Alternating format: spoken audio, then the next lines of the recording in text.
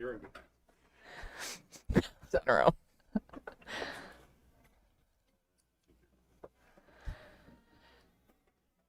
Good morning, everyone. Welcome back to the Women's Provincial Scotties Tournament of Hearts here in Newfoundland and Labrador.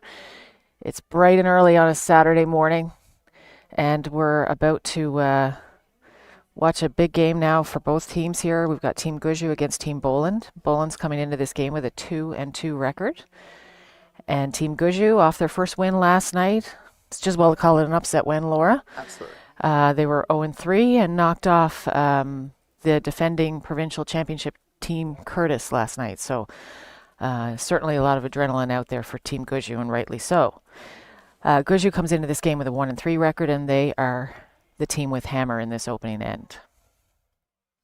You are joined this morning with your coffee, and I'm joined with my coffee and my sister. So Saturday mornings, Laura, Cheers. our favorite time, right? Yes. You were up late last night.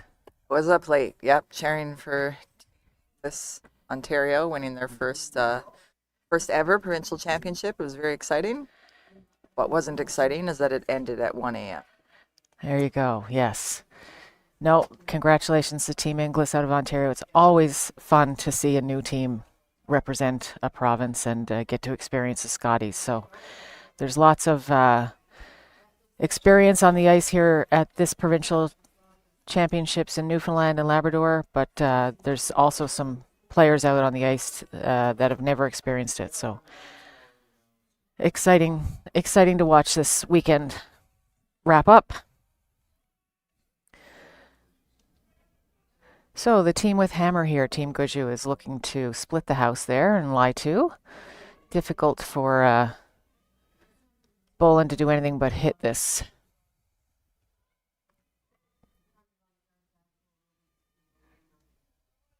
Got to admit, off to a good start. I missed the first two yellow rocks. I have no idea why they're out of play, but I'm going to guess it was a rollout. Can't see guards being thrown up this early. Either way, Team Gushue is in the driving seat right now. Team Gushue, from what I understand, was in a bit of time clock difficulty last night, so they're going to be wanting to make sure that this open end is pretty straightforward and pad their clock a little bit early in the game.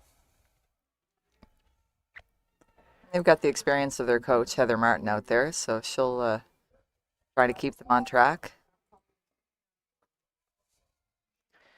Yeah, Heather's filling in at third this week. The skip of this team is Kaylee Locke. She is in Korea at the Youth Olympics in mixed doubles competition. So we're wishing her all the best over there. And I think that competition gets underway tomorrow, which is today there. So that's exciting for them.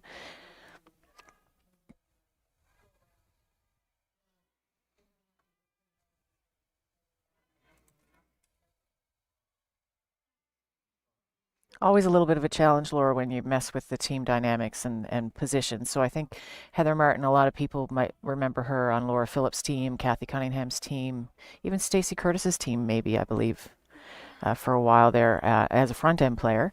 But she's actually throwing third rocks this week, and I'm sure part of the reason for that is to keep Satay Penny and Izzy Patterson in their familiar positions on the front end. Yeah, Kathy and I were talking about Heather last night and just marveling at the fact that she's still out there and not at all out of place. She's not young. Not going to guess how old she is, but she's older than us, older than and us, we're not and young. we're not young. So Well that's good said. math. Yeah. But no, Heather's always stayed in fantastic shape. Kudos to her to be out there playing with all these young ones.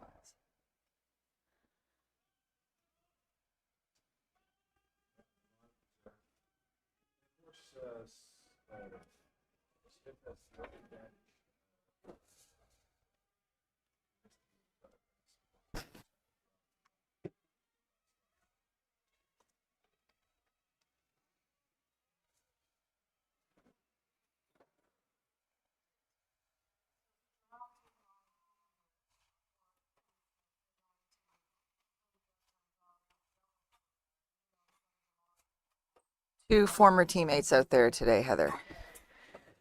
Yes, I've played with Kelly Sharp a number of years. We had three-ish junior championships together. Might have been four, and at least a couple of Scotties.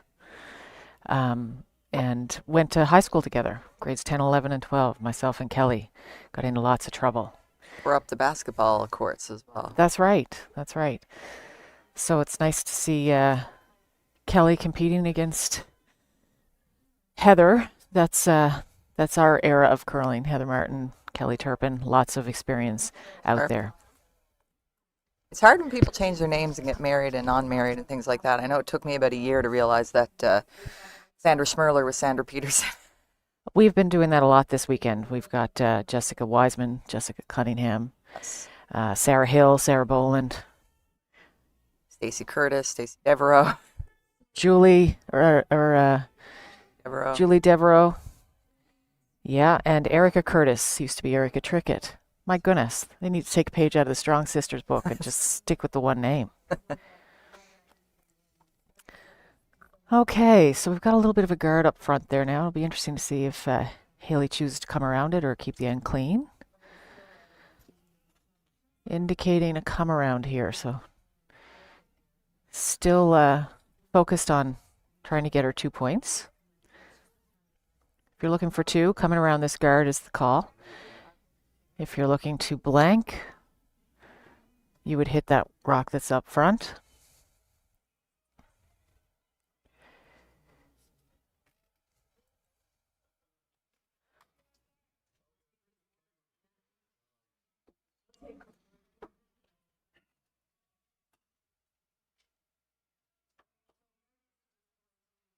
Ever wondering how to find the links for these games? They're all posted on the Remax Center Facebook page, probably Twitter too, and other socials.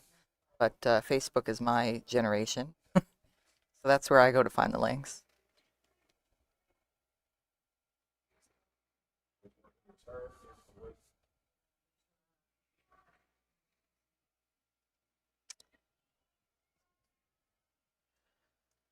A wide open outturn hit right now for Sarah.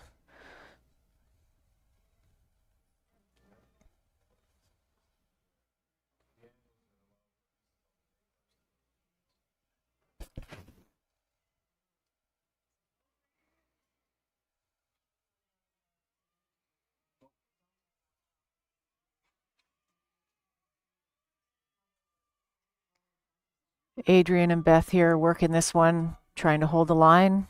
Got past the guard. Not going to stick around. Good sweeping by front end for Sarah Boland there. Have to think Haley's going to try that come around again. She's got the broom down in about the same amount of ice, Laura, as Heather Martin's shot. So we'll see if we get a little bit more curl out of this shot.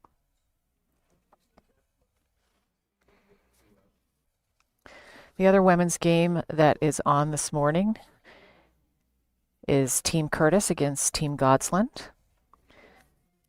Curtis comes into that game with a 2-2 record. They had a bad day yesterday. Bad day at the office. Lost 2 games. So their record is 2-2. And Godsland is leading the standings at the moment with a 3-1 record. So a really big game over there for both those teams.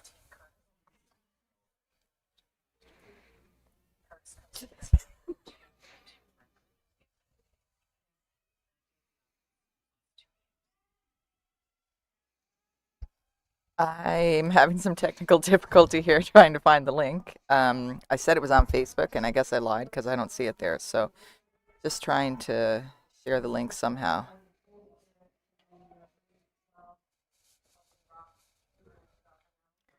So Haley had some really great draw weight on that shot. Unfortunately, it is still a wide open rock for Sarah. Same shot she threw. It's always nice when you get to throw back to back the identical shots. So have to think Sarah will be close on this one and maybe take a little easier on her sweepers now that she knows there's a bit of curl there.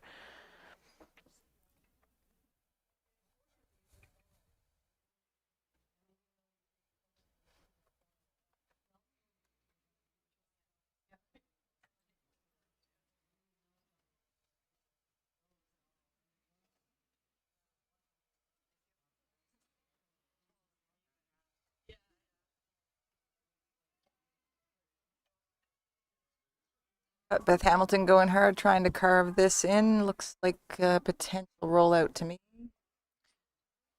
Not surprised to see the rollout on the outturn side there. Her first attempt was a little snug. Sweepers worked it really hard and she rolled out across the face. So often the tendency is to try to correct that a little bit. And the rollout this time was on the broom side. Either way, I think both teams would be happy with the result of this end.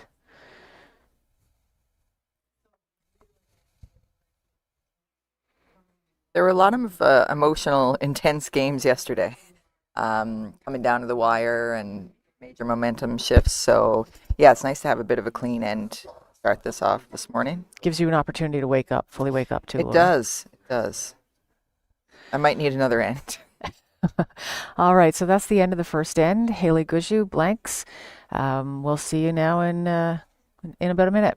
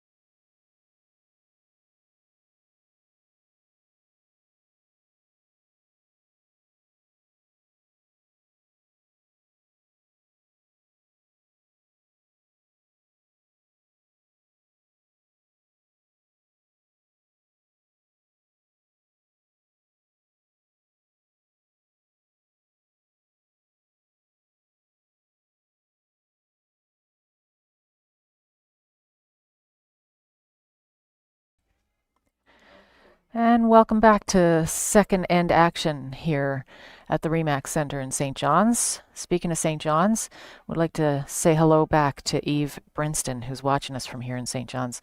We have activated the live comments on the live stream.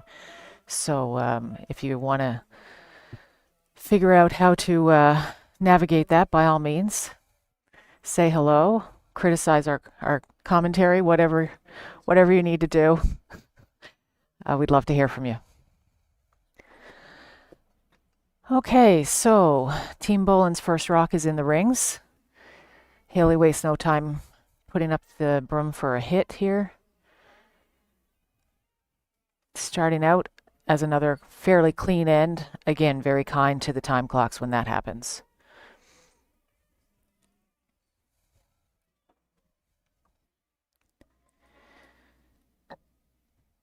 And Izzy sticks around on that, so Sarah's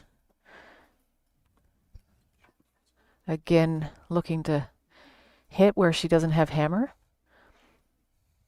Okay, 70-plus-year-old mother of ours has helped us with the technology.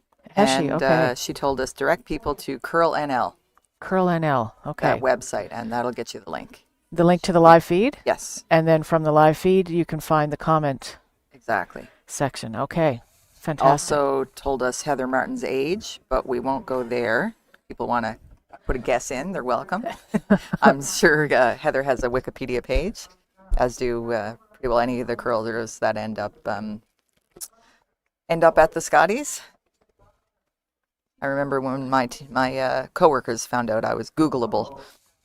They were very excited. Googleable. That's a word. That's a 9 a.m. word, Laura. That's a 40-plus-year-old word. My father-in-law says, gurgle that for me. So Heather has played and represented the province at the seniors, so we'll leave it at that. Seniors are 50 plus. So I don't believe that she has competed at the Masters, which is 60 plus. But she's north of 50. North of 50. All right, we've got a guard in play.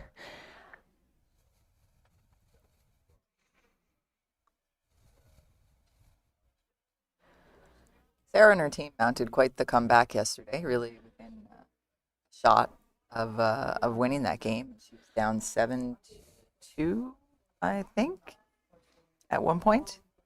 Last night? Yeah, Oh, wow. Okay. I was off the payroll last night. I didn't catch much of the action. I was off the payroll too because there is no payroll.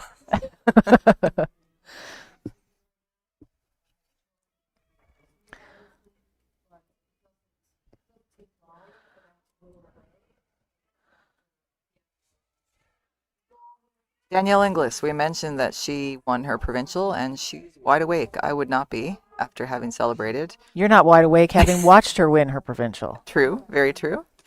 Her career is actually, she works for Curling Canada and she's in charge of the social media. So she really appreciated the word Googleable. Ah, she's watching this morning. Congratulations, Danielle, and thanks for tuning in to the Newfoundland Playdown to see who you'll be up against when you take to the ice in Calgary representing Ontario at the Scotties. Very excited for you. All right, so Haley chose to ignore the rock in the forefoot and attempt to come around of her own corner guard. Didn't quite get the finish that she was looking for. So Sarah's now attempting a outturn hit to lie two without hammer. Sweepers are indicating that this might be a little heavy.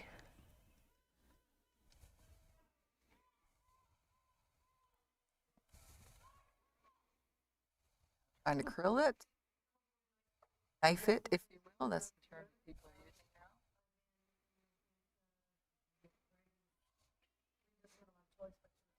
now. All right, so made contact but rolled out of the house. That's often the end result if your weight is a little up.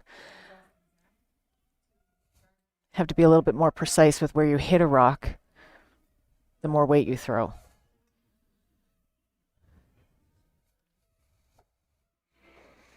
So Satay being asked to take out this rock in the forefoot now. I'm sure they'd love to see a little roll.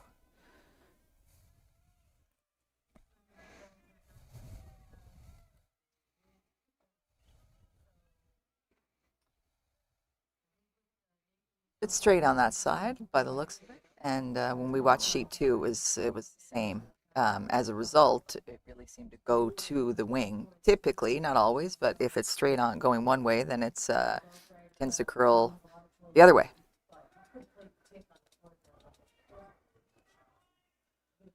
We've got a sunny, relatively mild morning out there, so that can occasionally impact the ice conditions as well. The more humidity in the air, the more curl you typically see. The colder and drier, the straighter the ice will be. Yeah, I have to admit, I don't know enough about ice making. If you want to be one of the top teams, it's an area you should pay attention to. I spieling with the men's teams out there. I think every spiel you would see Brad Gushue talking to the ice maker first and sort of picking his brain and getting a little bit of an edge about what to expect from the ice. And I'm certain the top teams do that and know quite a bit of the science of ice making.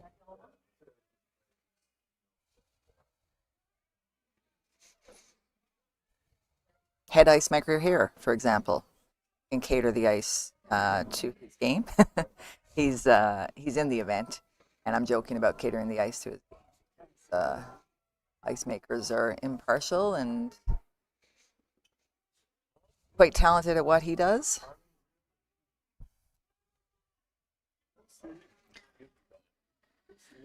Speaking of the men's teams that are also competing this weekend, the standings at the moment have 3 teams, Laura, tied at first place. 6-1 records for Team Smith, Greg Smith, a former Brier participant, Team McNeil-Lambswood, and Team Young. Team Young is the defending champions for Newfoundland and Labrador. So 3, and McNeil-Lambswood has enjoyed a very lustrous junior career. So we've got 3 teams tied at 6-1, and Andrew Simmons, another familiar name in men's curling, is at 5-2. So a tight race at the top for the men's standings. No real surprise. There's a lot of parity there. And of course, any year that Brad Gushue is Team Canada, you see a huge influx of teams entering the provincial because they have a much higher chance of getting to the Brier than having to beat Brad. So probably this year you would have seen the men down practicing more and taking it extremely seriously because you don't get a lot of opportunities to be Team Newfoundland when you have someone as strong as coming out of this province.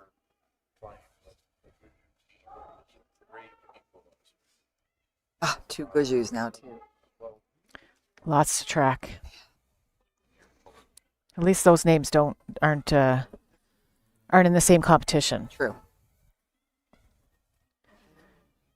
Brad Gushue, of course, father of Haley Gushue, who's skipping the team this weekend. Uncle of the Tipple brothers. Also in action this weekend.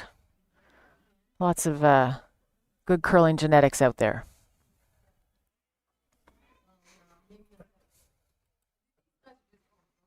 Pretty wide open still.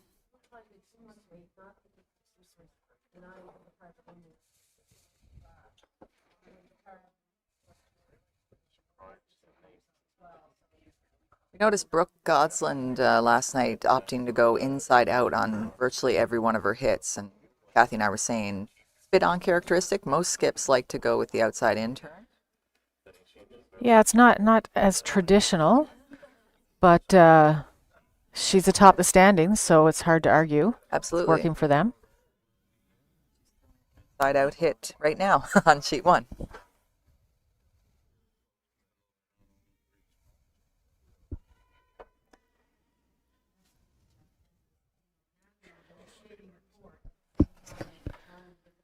Problem with always playing outside in and your opponent always playing outside in is when you have to play the inside out. For example, a rock is buried and you don't have the opportunity to put the broom on the outside, then often people have it's a total guess as to whether it's going to curl or hang straight. So definitely an advantage to moving the broom around early when there's less at stake, so you get those reads on the ice. So Sarah and Kelly just having a little discussion about the amount of ice to take for that outside in hit. There is a rock outside the rings at the back that they'll just have to be careful to navigate around.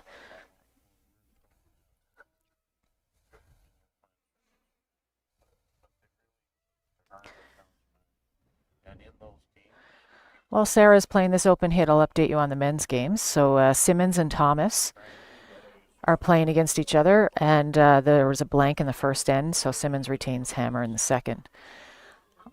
Team Young, Team Smith. Smith took advantage of their opportunity with hammer out of the gate and scored a 4-ender. So 4-0 for Smith over Young.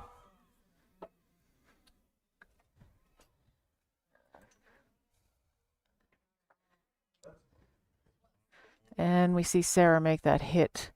She's okay with rolling out there. It's going to be an easy blank again for Haley. Hancock versus Skanes. Hancock had hammer and scored 1 in the first. And McNeil Lambswood versus Tipple. Tipple has hammer, and they blanked the first end.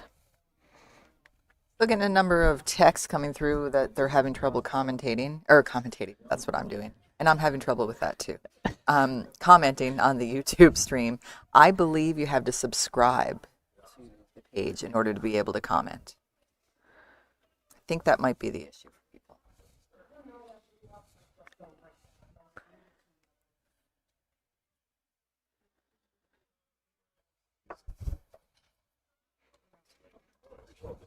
Or maybe not. All right, well, we'll try to figure that out, and you can try to figure that out as well as we take a little short break here to bring you into the third end.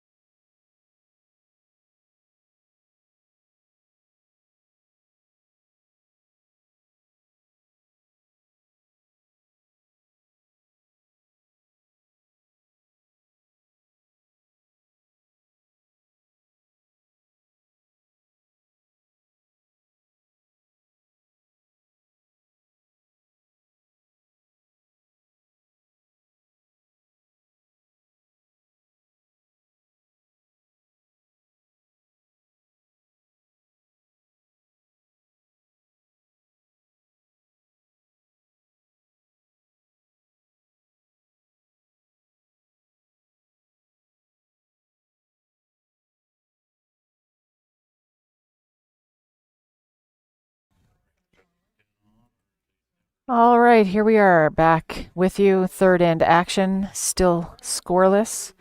Sarah Boland with first rock, calling rock in the rings, Laura. Really making us earn our keep here.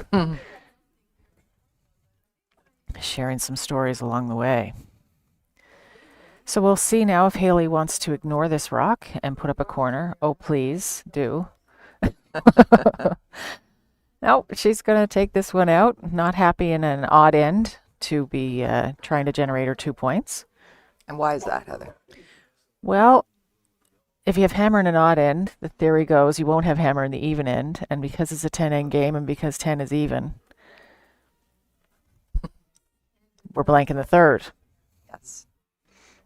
I think, too, as we alluded to earlier in the game, Haley's team was in a lot of time clock trouble last night in the latter half of the game. So I'm sure one of the things they talked about between last night and today was to speed up their pace of play, and it's easy to speed up the pace of play when the strategy is pretty straightforward.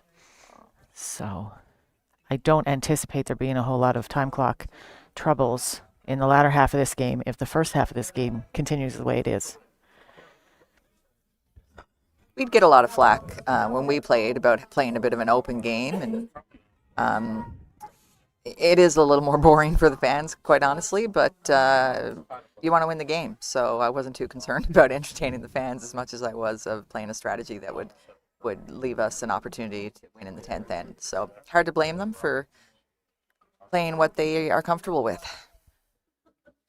Yeah, I mean, when you play an open style of game, which I was definitely comfortable with, and I would say coached toward early in my career with Jim Miller as our coach, he knew our hitting game was our strength, and if you have a solid hitting game and you can keep the game open, you're going to win a lot of games. So the trade-off is you have to be comfortable with a low-scoring, tight, close game. You're not going to have those four-enders that we just talked about with Smith versus Young in an open game like we're seeing here now. So we won a lot of games with low scoring, but they often came down to last rock and making that last shot. And very, very often we were out there till the bitter end or an extra end. You're not going to shake early in an open style game very often.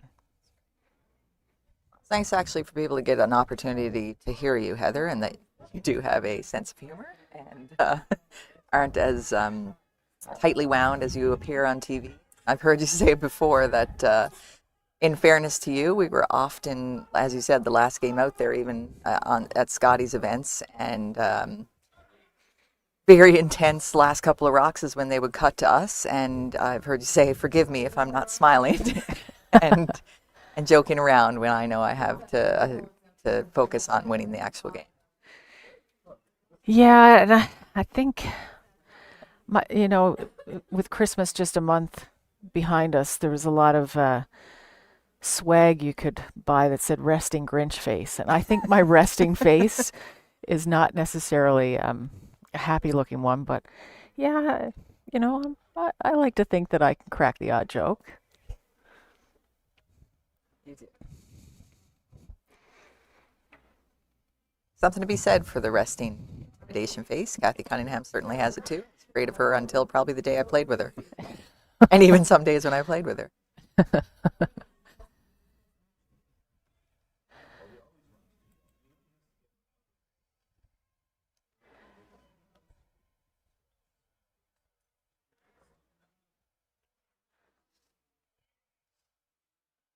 Haley's working this one hard. Difficult to tell from this shot whether or not that's out of the rings. We'll just see if we can get a little better overhead shot. Easier to tell when they kick it to the corner. Yeah. Yep. Okay. The guessing is over.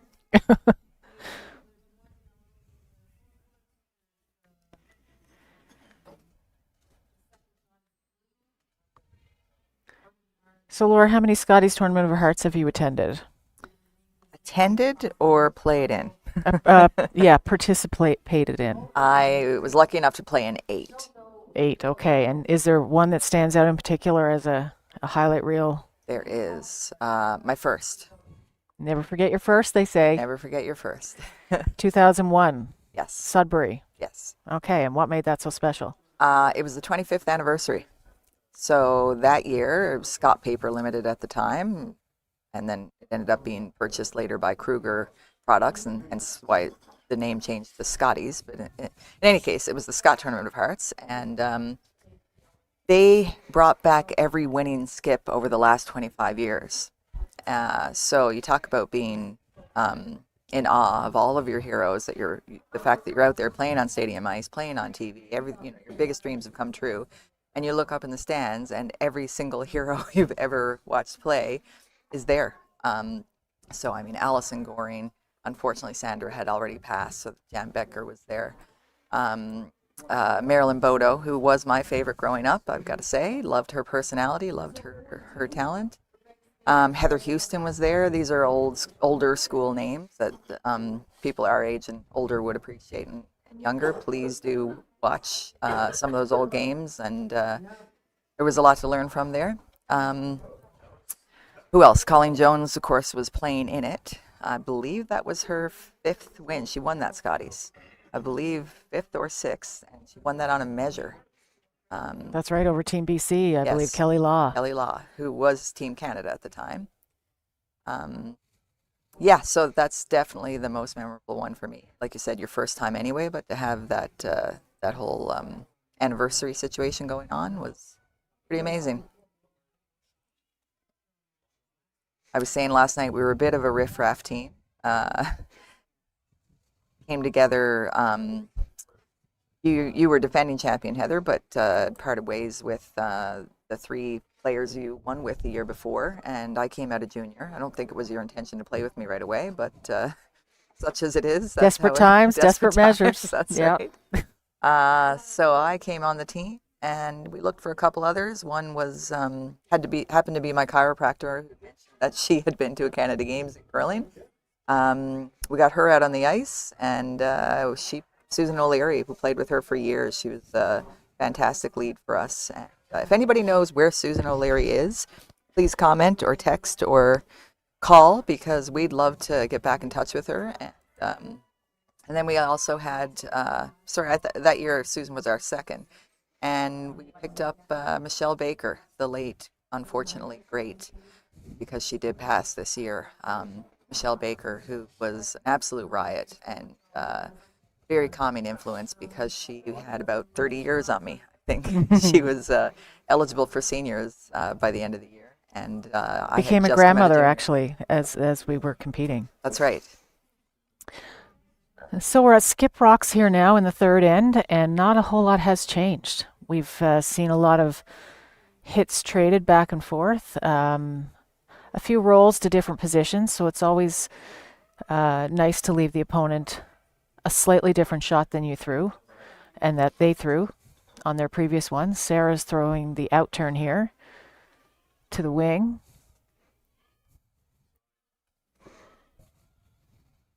I talk about parting ways. I mean, there's so many shakeups in curling in general, and you see a lot of teammates who had parted ways coming back together, and this is on the national scene as well. A lot of long-term adversaries joining forces, but it's still the don't want to be sexist here, but the gentleman's sport, will say, where you typically do sit and have a drink with the team you just played, and wish nothing but the best for whoever goes on to represent Newfoundland. A lot of friendships made out there. Yeah, and I mean, Laura, you and I, 40-ish pounds ago, used to compete in synchronized swimming, and that was a judge sport. And I always think a sport where there's judgment involved and a lot of room for discrepancy, you don't get that opportunity to make as many friends because you're playing a lot of mind games. But in a sport like this that is so cut and dry and literal, it's easier to let bygones be bygones and focus on the shared passion for the game.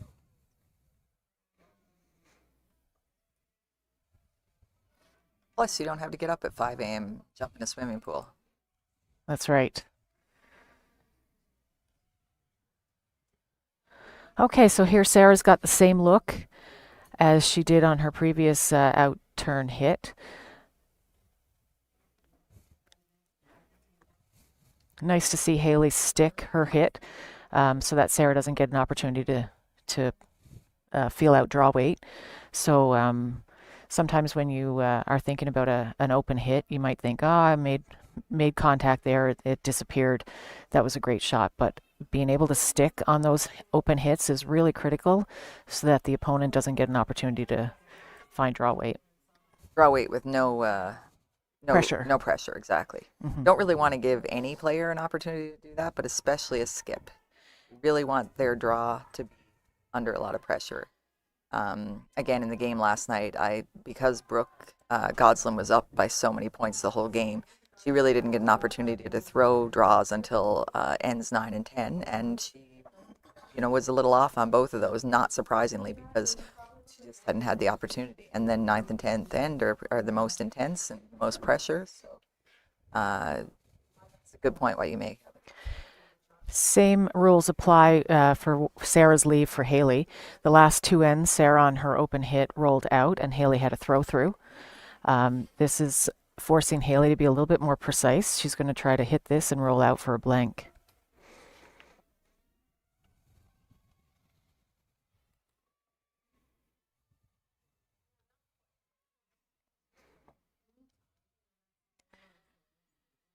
And we've got our first point in this match. Haley Gushue sticks around for 1 point, and Hammer will switch over to Sarah Boland as we come back with you in the fourth end.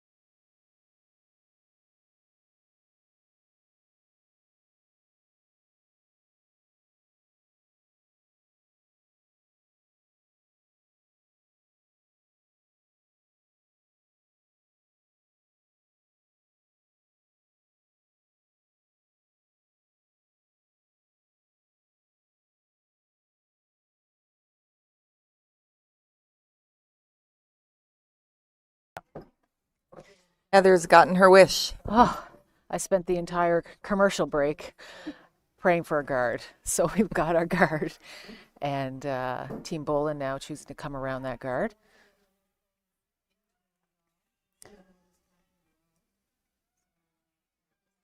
Sweepers are not working this one too hard.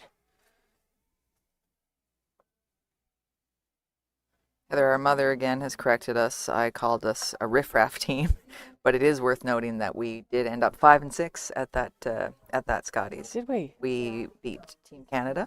Okay. We beat Jennifer Jones. Okay. And some other teams. But no, it just goes to show, anything can happen in this sport. Kind of what you alluded to, talking about judge sports versus not. The rocks don't know who's throwing them, so you always have a chance to win on any given day, and that's why curling's so popular and people tune in and stay the whole game because you just never know. No, as we talked about Danielle Inglis's team winning out of Ontario and being newbies at the Scotties. Thank you for asking what my favorite Scotties was. Oh, yes, I'm saving it. But 2001 was pretty cool because all three of you, it was your first. My first, of course, I'll never forget 1998 in Regina. Sandra Schmirler, just home from Nagano Olympics, where she won gold. And she was also Team Canada that year at home. So you can't write a better script than that. And it being our first Scotties for all four of us was pretty cool. And if I had to choose a second one, I think I should choose two because I've been to 12. That's fair. So That's fair. I get two. Um, and that would have to have been the opportunity to curl with you and Kate and Jenny Cunningham in 2014 in Montreal, having so many of our family members in the stands, winning the hot shots. First game, first opening draw was a angle raise for the win. Yes, it was. Feature game Yes, at it was. at the end there, and Against Quebec. yeah, Yeah. yeah. So 2014 and 1998 were pretty cool experiences in 2001. X. Yeah, Kate Cooper hadn't been a curler for most of her life and came on later in life, but she was a very good athlete, and that translates well to curling. You see a lot of people who played in other sports excel once they come on a little later to this sport, and yeah, for someone who hadn't curled until their mid-adulthood to get to a Scotties was pretty impressive, and she certainly held her own there. The hot shots Heather refers to no longer exists, but it was an individual-based, skills-based competition sponsored by Ford, where all the players had to play. I think it was 6 different shots and were scored based on the outcome, and then it got cut down to playoffs. I think top 8, top 4, and the final. And you were in the final against one year. My good friend, Katrina Collins, and she may have her hate on for you for the rest of life because you cost her a car. But she was lead for Ontario that year, and yeah, so Heather won that one, and the next year came back to a Scotties, and I remember my friend's child said, "What are you going to do if you win the truck this year?" And ever the humble Heather said, "I'm not winning the truck this year. If I win the truck, you can have it." And she won the truck. And so my friend's, I think, 12-year-old child was very excited about the truck he was going to receive. Laura, we've got a lot of rocks in play here now. Beth Hamilton on her first was attempting a soft weight hit around that center guard that was the first rock of the end. She crashed on it, and those are the 2 corner guards we see that are almost out of play up front. Team Gushue then came down, and when the dust settled, we see Team Gushue with 2 rocks in good position, but only in good position for the next 9 or 10 seconds. Lots of weight being thrown here by Beth Hamilton.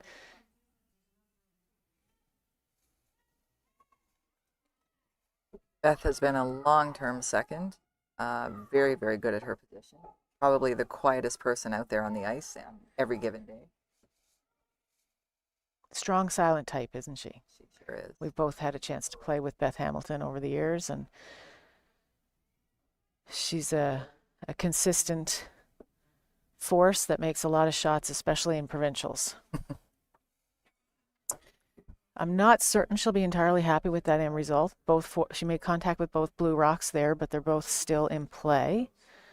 The good news for Beth's team is that they have hammer, and there are no guards in the way of a draw for 1, worst case scenario. Make this one curl up for the double. Doesn't get the double, but Gushue is lane spins 2, back in. 3, 4, 5. 5. Yeah. 2, 3, 4, and 5. Yeah. Counting is a check this morning. So Kelly being asked here now for an in-turn hit, and they want to roll away so that the easy double isn't available for Team Gushue. So we'll have to see now where this shooter comes to rest.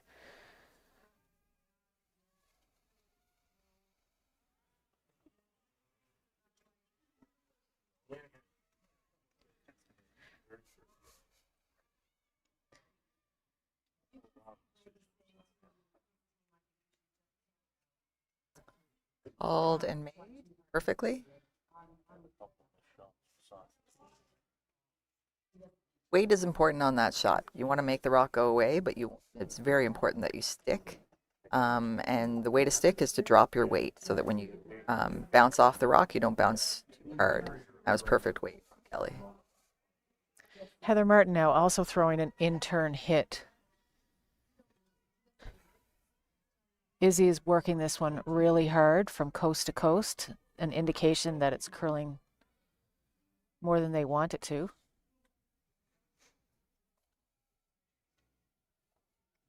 Jam.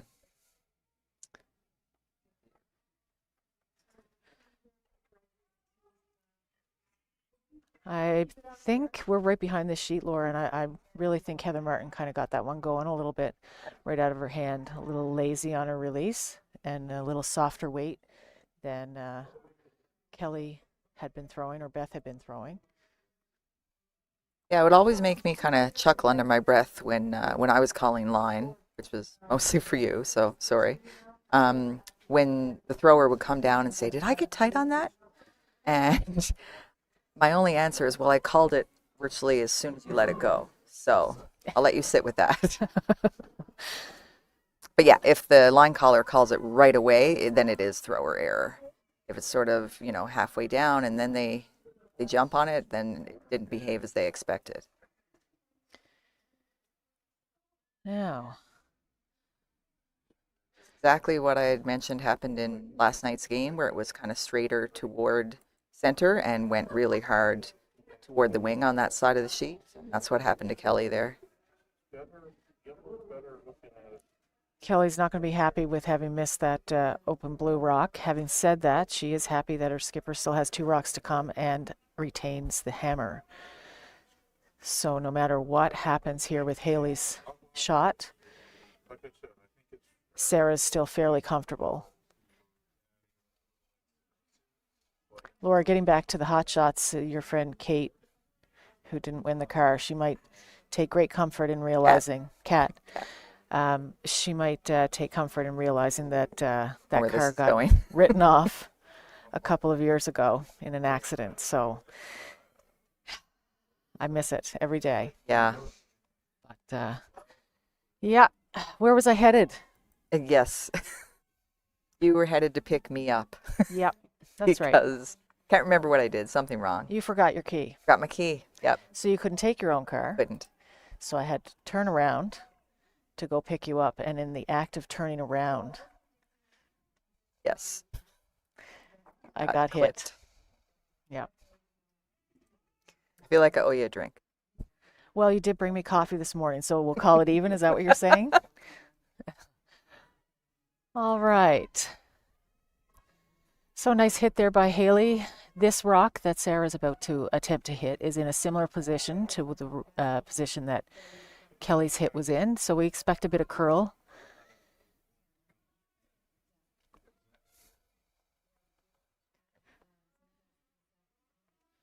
So this looks to me, Laura, like a hit to lie to. Inside out turn again, which has been unpredictable. Now they've definitely opened up the ice. She's going to want to stick here.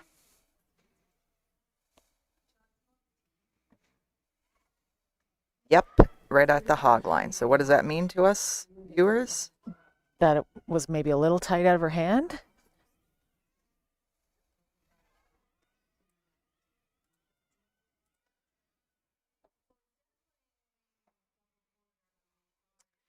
Sweeper's able to hold that one. Yellow line 2 with hammer. Haley's getting ready to throw her last. The question is, does she hit the open one and concede a relatively easy 2? Or does she make a play toward shot rock maybe trying to draw down to it. So it's a risk reward situation. If Haley's comfortable and she has draw weight, this is a great call.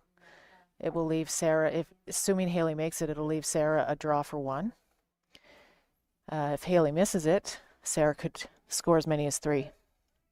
So big shot here now for Haley Gushue.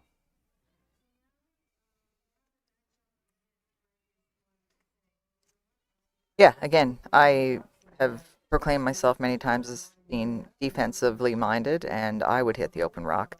Give up 2. They have hammer. It's hard to keep a team with hammer from getting there 2. No big deal. Whereas if you bounce off this is a freeze and a come around in a tricky spot. If you bounce off this or go deep, any sort of miscue, you've given up 3. That extra point tends to make a huge difference, and it's a big momentum shift versus, like I said, you got hammer, you gave up 2, no big deal. But that's me. You're not wrong. And Sorry, let me write this down. This is twice now in the no, week. no, I didn't say you were right. I Oh, said you are okay, not okay. wrong. Let's not get carried away. Sweepers indicating that this rock doesn't need their help. Kelly making her way out to get as much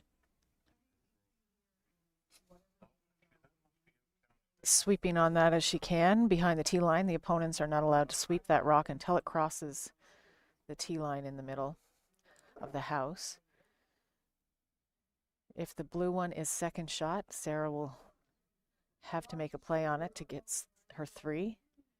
If the yellow is second shot,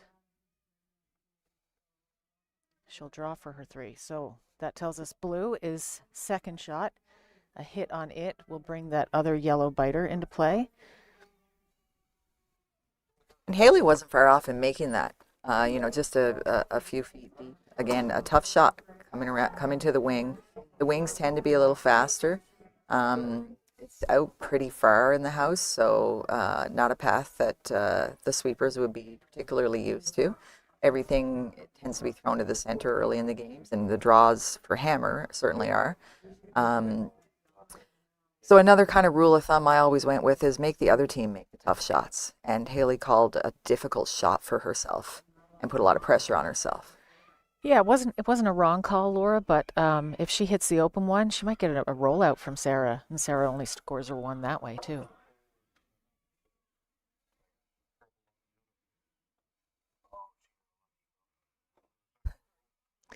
That would have been a rollout.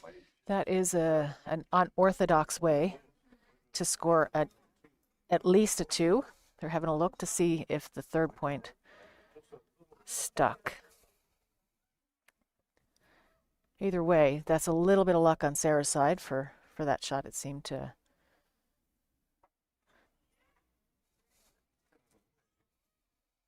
Thought we were going to get a measure until Heather kicked that rock in. They've agreed on something. Yeah, I'm going to say 3. We'll tell you. Stay tuned after the break.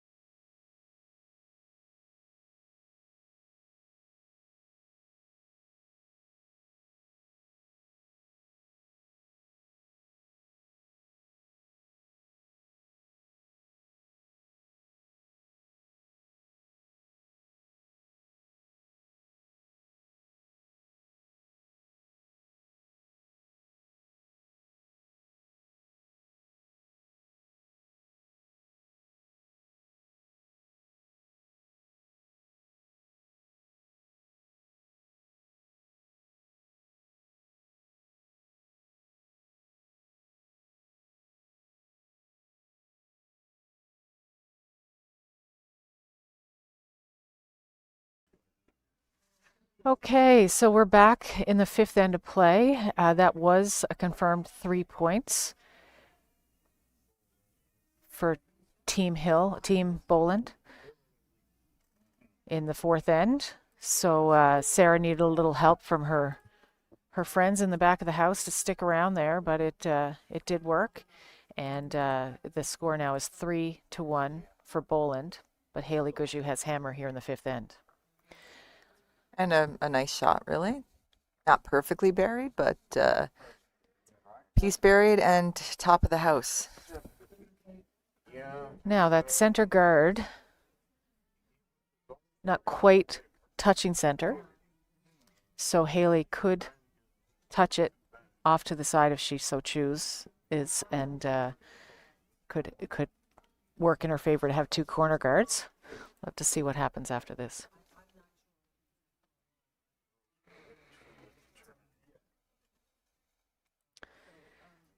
Nice shot there by Adrian.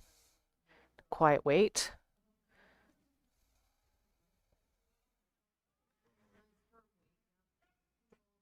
Gonna say a hello and a good morning to my buddy Nancy Pelly watching us from Calgary this morning.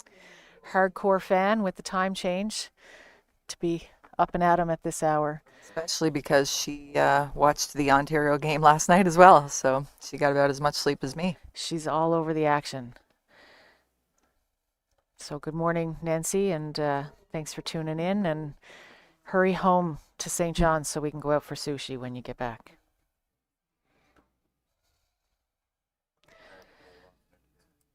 Now Rock this has come hard off the center line or toward the center line. Like you said, though, Heather, not the end of the world not because terrible. they've given themselves a corner guard, which is your friend when you're trying to score. Center guard is clogging up the center.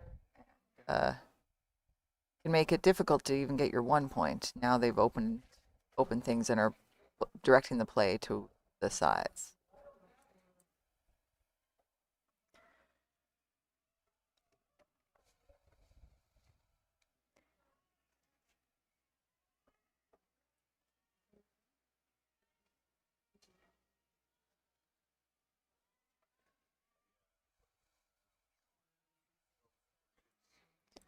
So Kelly sweeping this, trying to get a bit of curl out of this rock. Nice heads up play there by Team Boland. That rock was a little heavy, and so taking advantage of their own rock in the house to take a little weight off the shot rock.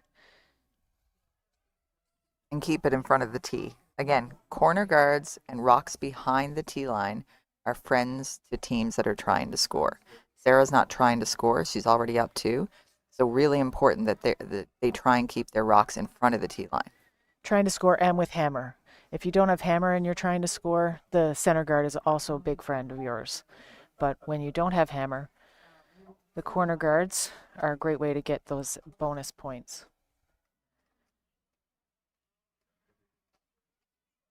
So great hit there by Sate Penny. She had a really nice roll there with that as well. It's difficult for Sarah's team to remove that rock because of their rock being behind it. To your point, Sarah's rock is above the tee, but it is behind the blue rock, so it becomes a problem to her to try to remove that blue rock. Easy to remove that blue rock, hard to remove that blue rock and not also take her yellow or not roll out. If you roll out, that corner guard will be immediately. Saw Sarah hold her broom up with her hands, apart a certain distance. Don't see that a whole lot or have an opportunity to explain, but that's just a way of the skip or lane to the opposite end. How much space there is between those rocks. Of course, someone asked me the other day how long is a curling sheet of ice, and I said I have absolutely no clue. I'm looking at you. Is that some sort of ask? I have no It is clue an either. ask, yeah. How long's a basketball court? I played basketball. I have no idea. How Yeah, high's the net? It's stuff we should probably know, 12 feet. but we don't. 10 12, feet, yeah. 12, 10? 10. They should raise it because those boys are tall. Anyway, and girls. But yeah, so it is a fair distance to yell back and forth to each other and to be able to see the exact angles and distances. So that was a way for Sarah to say space between. Another thing that makes line callers another talent is to be able to see that far down and notice, like we saw last end, right out of the hand, whether throwers gotten tight or wide, and some of that comes with just comfort with your players and knowing them inside and out. So an opposing team might not even see, but if you've watched your players long enough, you know their tendencies, are able to pick up something right out of their hand, and that makes all the difference between a make and a miss often. So on Satay's first rock, she was asked to play that hit and had a beautiful little flop, a little roll there. On her second rock, she was asked for a completely different shot, a corner come around. And just a little light, I think, out of her hand. And But a good miss. That's right. That's a rock that can be used a little later.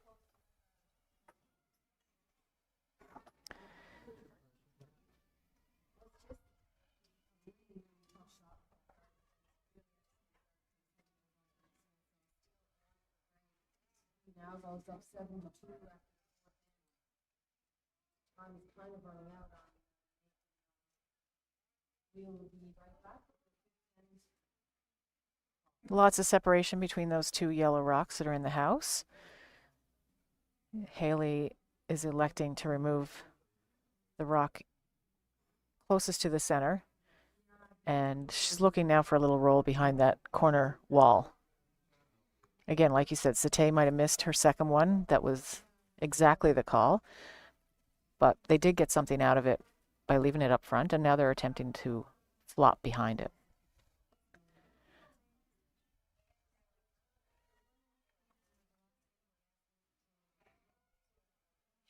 Hard sweep on this. Don't think they're going to get the roll that they would like.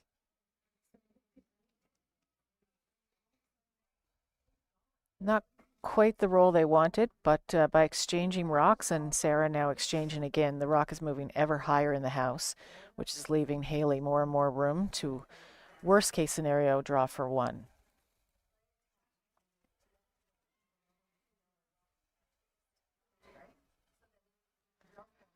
Laura, one of our comments from the peanut gallery is viewers are wondering, will there be a strong reunion on the ice for the 2025 Provincial Scotties? So we're coming into the fifth end break. We're going to have to put some deep thought into the next 5 minutes so we can get an answer back to them. Was it our dad? Is it? Because he asks us weekly. Yeah. We can do some rock, paper, scissors in Okay. the next 5 minutes. Haley will be going, even though it looks like there's, I don't know if there is a double, but even if there was a double here, Haley's not going to go for it. She has hammer, and she still wants that roll to try and get her two. They elected to change turns on that roll attempt. So I don't know if they might have been better served to stick with the previous turn and just open up the broom a little more. But in any case, as we discussed, with every hit, that rock moves higher and higher into the house. And you might see if Sarah makes a hit here and rolls away toward Kelly's broom, you might see Haley ignore those two yellows that are in the rings and tap back her blue or come around her blue to try to get two that way. Yeah, she's shown she's not afraid of rocks in play and being aggressive. I'm sure she's had the odd chat around the dinner table with her father.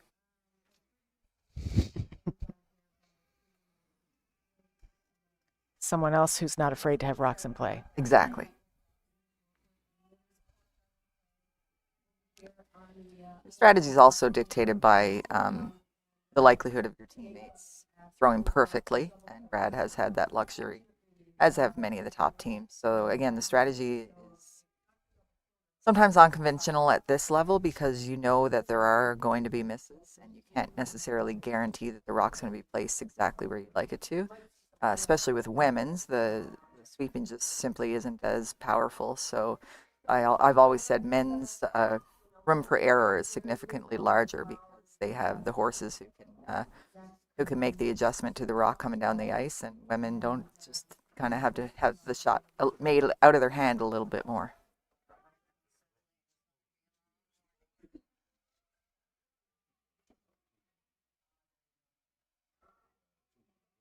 Having said that, curling is a pretty unique sport, Laura, where men can play against women and have outcomes that aren't necessarily predictable, and men and women can play together as we're seeing in mixed doubles competition. So it's a pretty cool aspect to the sport of curling that you don't see in many other Yeah. sporting events. Equestrian certainly option, but you don't need a whole lot of hands to count the number of times men and women can compete against each other and with each other. Yeah. Uh, Good chance at either one winning the game. Absolutely. Okay, so Haley now with an outturned hit, looking for a roll, I would imagine. Sweepers indicating to Heather down in the house what the weight is. Go hard on this.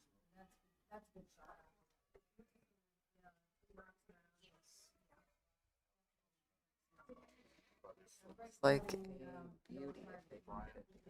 They do. Very nice roll, very nice Fantastic. weight choice for Haley. And good sweeping call too. It's really easy to oversweep that and not get the roll, or to leave it too long and roll out. If she hits that rock in that exact position with way more weight, she rolls out. So again, you can't just know where you want to hit a rock. You have to know what weight you're hitting it with, and hit more of a rock if you have heavier weight to get a similar result to hitting less of a rock with lighter weight.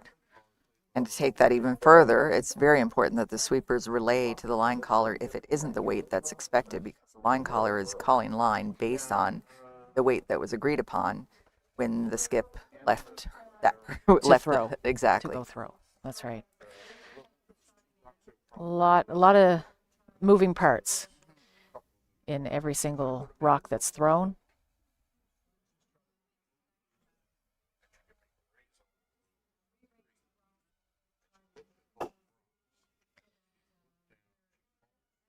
The other women's game in play, we've got Godsland playing Curtis, and the score in the fifth, playing into the fifth end, is 3-1 for Curtis. 3-1 Curtis. Got a big 3 there in the third end. Godsland has hammer here in the fifth, and at the moment she's attempting an open hit. So we'll keep you posted on the fifth end break result of that game shortly. I was proud of my Sunday AM math, but it has failed me. It was a big 3 and fourth end. And you've also failed on the calendar because it's Saturday. So there's that as well. Okay. 2 strikes. 3 strikes, I'm out. Find a replacement. Nice shot there by Sarah Boland.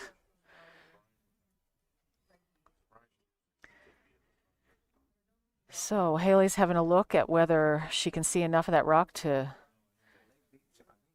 go after it. The only way she'll get to this end is if she can remove the yellow rock on the button and also save her shooter.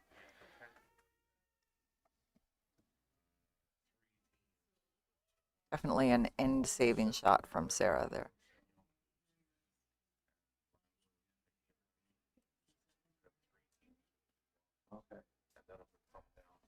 What would you do in this situation, Laura?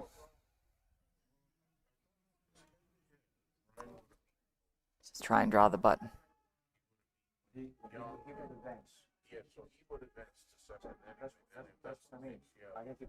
That port. Port's relatively big. On the screen, it looks smaller than it is.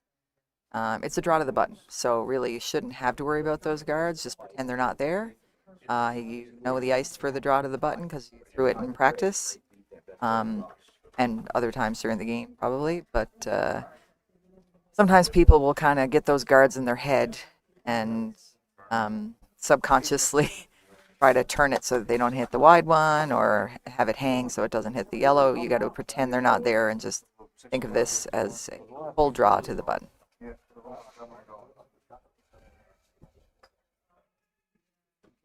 Her sweepers are going to tell her what time to throw. We are into the fifth end now. A lot of different paths, and sometimes the weight will change. This rock is not light. Not tight either. Okay, so unfortunately for Haley, that rock did not curl up as much as she had hoped, and it is a steal of one for Team Boland. Team Boland now taking a 3-1 lead into the fifth end break. 4-1.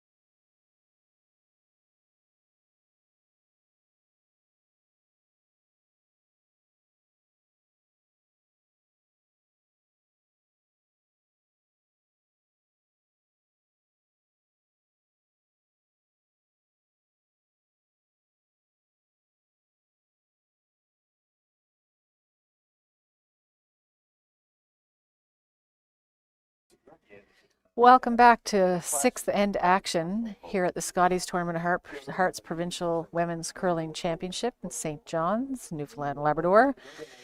We've got a little bit of an apology to make on the scoreboard.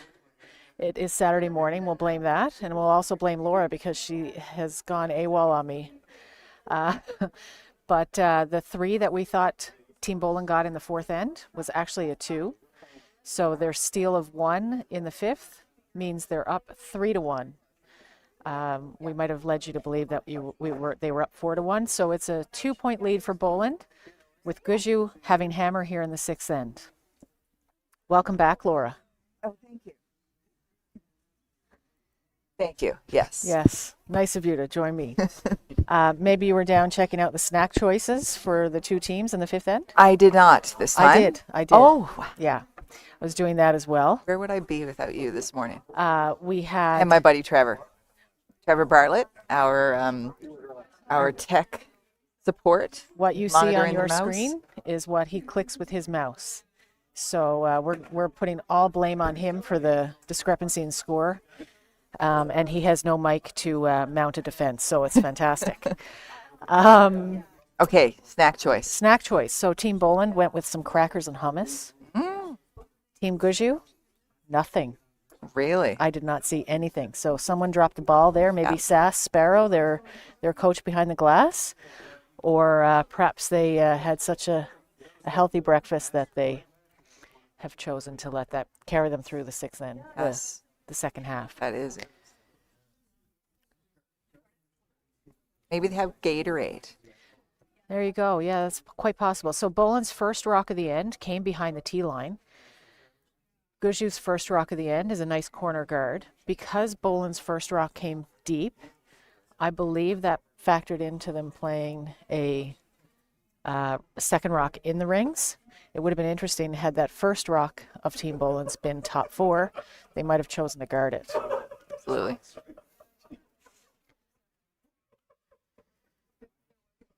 Izzy's second rock now. She threw a corner guard with her first. Now she's being asked for significantly more weight to make some yellow go away. We are being asked to tune out the laughter in the background.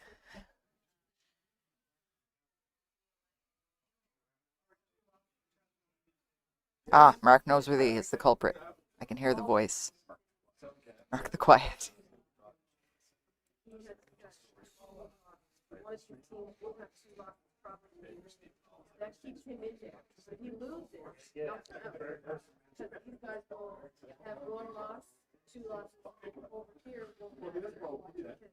So as promised, we wanted to keep you updated on the result of the first 5 ends of the other women's game on at the moment. Team Devereaux against Team Gosland. Team Curtis against Team Gosland. Team Curtis is up 3-1 after 5. The fifth end was blanked. So Team Gosland has the hammer in the sixth end. They are down 2 points.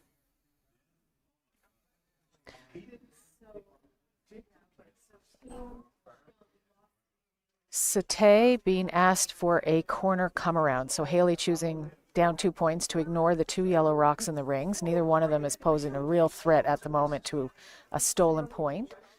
So she was attempting a corner come around, not getting the curl that they'd hoped for. Weight seems very decent. Go deep on this, girls. Get a rock behind the tee. That's right. If they're not going to make it around that corner guard, if they had swept that deep and then Sarah hits it, it becomes another rock behind the tee. And as Laura said, rocks behind the tee line when you're looking to score points are your friends. Now, Sarah, because they left that on the tee line or just above, Sarah's hit is going to be in front of the tee line. And You have to waste a rock to get it behind the tee line. exactly.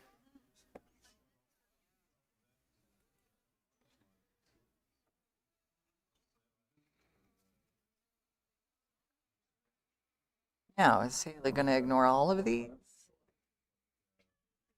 think that 4-foot rock is just too good to ignore. She wants to score. It's a 3-1 game. Even if she's forced to 1, it's a 1-point game.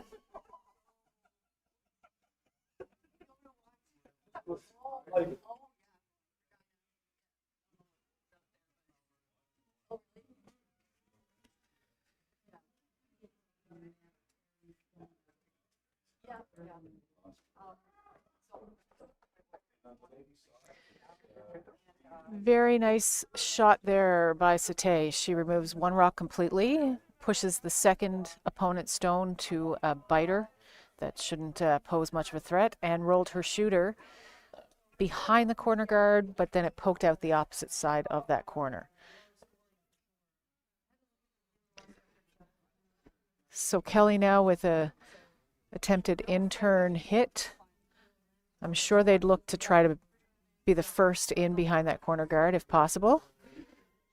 Beth sweeping this one pretty hard. Makes me think it might be curling a little more than they want.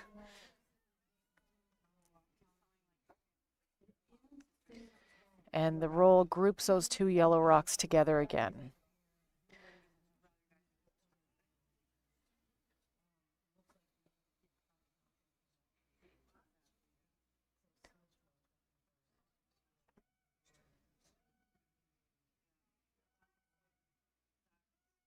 Definitely let off the hook situation for Haley to be able to access this rock. No sweeping taking place. Just like they swept hard early on Kelly's rock, it made me think it was going to overcurl on this one. We might have a little undercurl. Nice. Very nice. Nice double made there by Heather Martin. Izzy did a great job as the sweeper that can generate a bit of extra curl. Worked that late, and it worked out for them and curled just enough to make the double.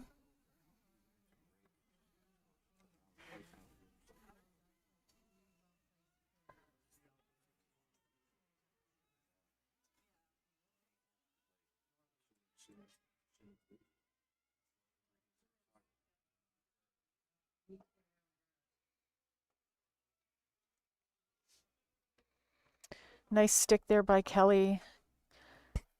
Important to stick and distract Haley with that rock in the 4-foot. Had Kelly rolled out there, I'm certain Kaylee would have come around that corner guard. Instead, she's going to make a little bit more precise shot of a hit and roll if she wants to be buried behind that corner. And when she rolls, can't roll sideways, perfectly sideways, so she'll inevitably roll behind the tee.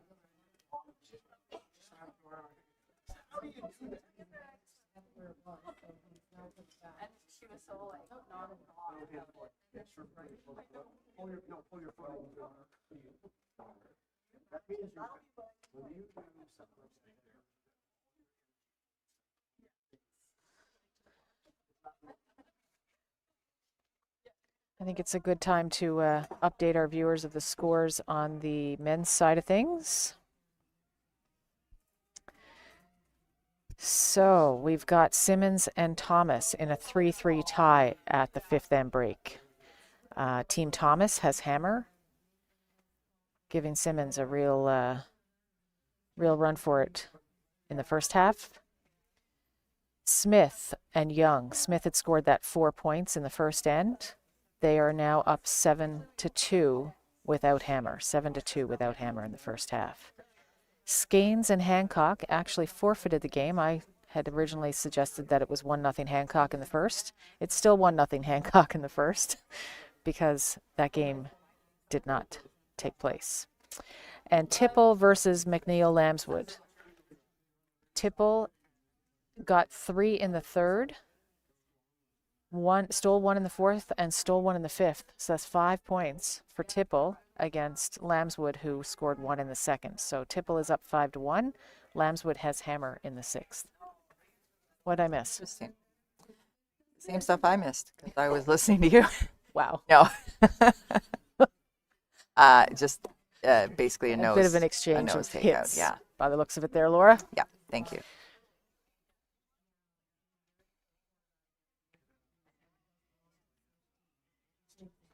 So another relatively open end. Again, I was too busy checking out the snacks to notice their time clocks, but I have to think that both teams are really healthy on time, given the style of play. Of course, the time clocks brought into play within our. I don't think we ever played when there weren't time clocks, but there was a time when games would go on forever. Um, that the timing has evolved though, where it went from total game time. You were given a certain number of minutes to play your entire game, and it didn't matter what style of play you were playing. So the team that was down or throwing more draws, of course, a draw usually takes 15 seconds to go down the ice versus a hit, which usually takes around 9 seconds. So every draw was costing that team more seconds. And the officials and powers that be decided that that wasn't entirely fair, and it certainly wasn't conducive to playing a more raw, offensive game. So they changed the timing to call it what's called thinking time. So your clock is only running while you're thinking and talking, rather than when the rock is thrown and traveling down the ice. So as you said, Heather, this style of play is conducive to helping the time clocks, not necessarily because of the running time of the rocks as it used to be, but it's just a simpler strategy. So Not there's much less thinking. talking. Yeah, Exactly. exactly. So we mentioned that Team Tipple Team Hancock and Team Skanes forfeited that game. Not sure why. However, I will say that both those teams did not have a chance at the playoffs, so I don't think the result of that game was going to have any impact on the rest of the Tankard playdowns. So difficult to know whether there was a game of caps played last Mm-hmm. night to Okay. determine who had hammer and thus who won. But in any case, that sheet is vacant here this morning. The teams in the Tankard that still do have playoff hopes alive are Team Smith, Team McNeil Lambswood, Team Young, and Team Simmons.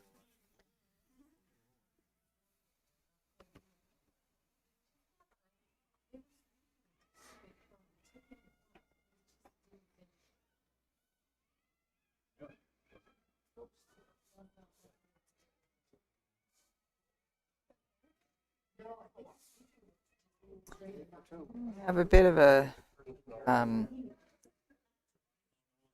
uh, what's the word? Standard last rock here for Haley. No thinking needed. She does need to stick here, though. Hmm. No strategy thing. Nice Dusting. control weight, just a dust. Wonderful. 1 point for Haley Gushue there, so she'll come back without hammer, but she's picked up 1 point. It's 3-2 for Team Boland after 6.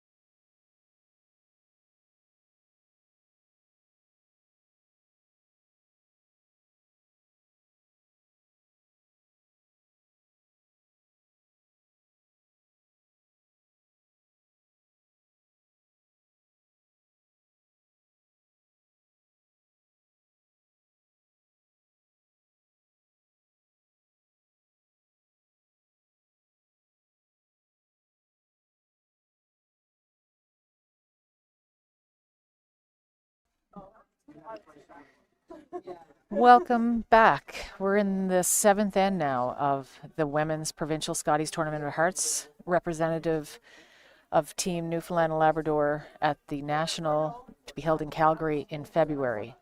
The two teams we're watching are Team Boland and Team Gushue. Boland has hammer. They are up 1.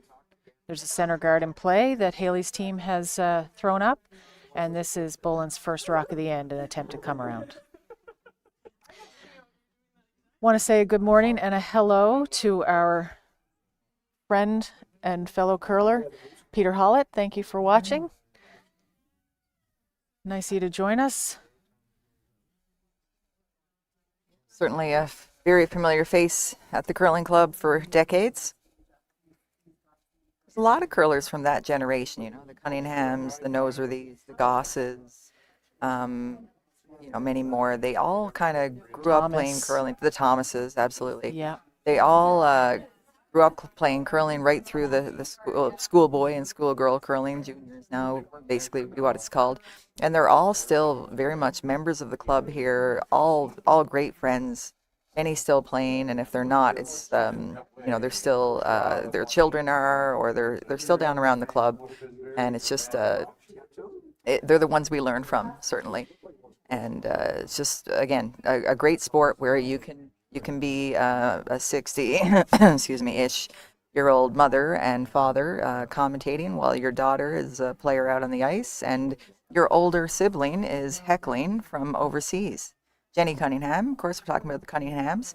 Jenny lives in Norway now, and she's been tuning in. I have no idea what time of day it is there, but Afternoon. she's Let's say afternoon. okay. All right. Yeah. So she's listening in. I don't know who's more entertaining, Jenny, the sisters or the husband and wife, but Mom, dad, or the yeah, Strong Sisters. Jenny, being the wonderful older sister that she is, did create a meme of Jessica, her sister, tripping over the rocks in a game, and has circulated that widely. I told Jenny I have a sister like that as well. Um, but yeah, it's a great sport where from I don't know 6 to 60, much more than 60, you can participate together and play together and really enjoy the game. I'm enjoying this end, Laura. As a matter of fact, this has been an end where a lot of shots have been made so far. Haley made a nice come around freeze, and then Sarah's team, Adrian, was asked to follow that with a similar freeze tap, and that's where we are at the moment. So just the one guard in play, but lots of nice shots being made around that guard with quiet weight. No rocks out of play yet, so lots to keep us entertained from a strategy standpoint. Not getting the curl that they hoped for. Saté's weight was very nice, but unfortunately, not the outcome they were looking for there. Making Sarah think, though, so there's that. Yeah, Sarah's got a couple options here. She could hit the blue that was just placed there. She could, as she just pointed out, promote her yellow. She could peel. Guess what I would do? You would play a come around? I would peel. Would you? Yes. Okay. I'm up a point with hammer. I don't like a center guard. Wide open, then go ahead, Haley. Try and steal on me with no guards up. I would also peel. Mm. Thanks for asking. You're allowed to talk without the question being asked.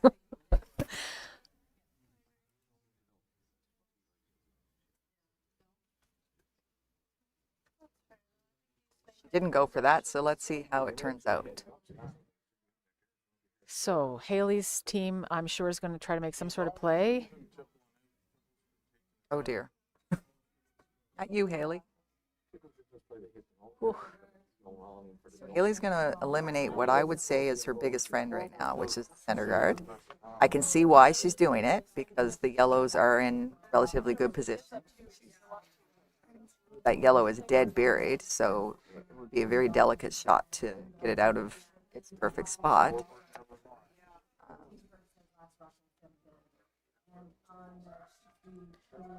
Yeah, I don't see any harm had she gone after the yellow rocks and the rings, and the miss on those yellow rocks and the rings would have ended up in the peel that she called. So you could have attempted two shots in one by dropping the weight and taking a little bit more risk there.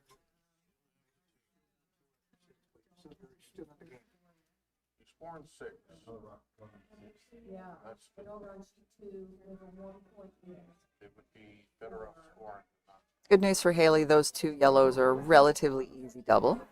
So she can crack that double and lay two, depending on where Boland's Rebeth's rock ends up here.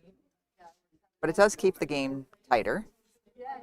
if she did kind of get into the come around game and a couple miscues, and it could be a big end for Boland. So again, if you want to keep the game tight, I don't agree with Peeling, but I can see why she did it. I can also make an argument why Sarah could have played the hit on that open blue one in the back 12 foot as opposed to drawing into lie 3.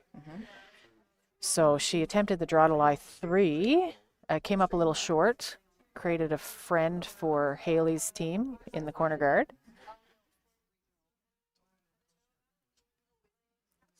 So again, another thing we love about the sport. No real wrong answer there. I'm sure they had a discussion during the break between ends about what they wanted to achieve and how much risk they wanted to assume. And the peel that they played on their previous shot was a clear indication that they didn't want to assume a whole lot of risk and give up a steal.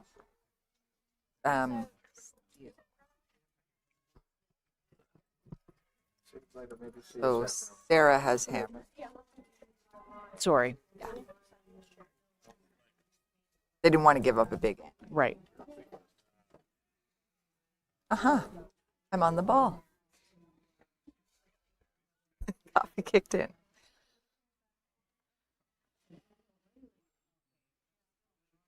Beth's trying to make this one curl.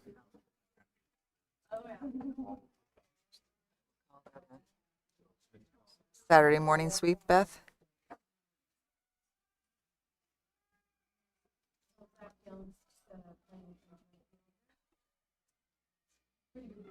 Now, again, decision time.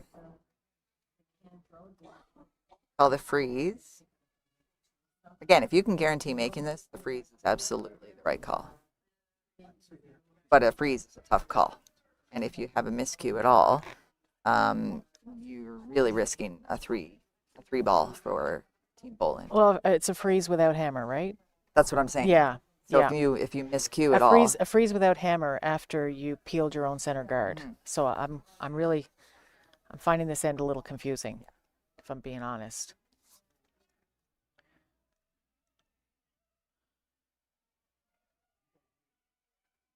you can freeze it on the left side of the yellow.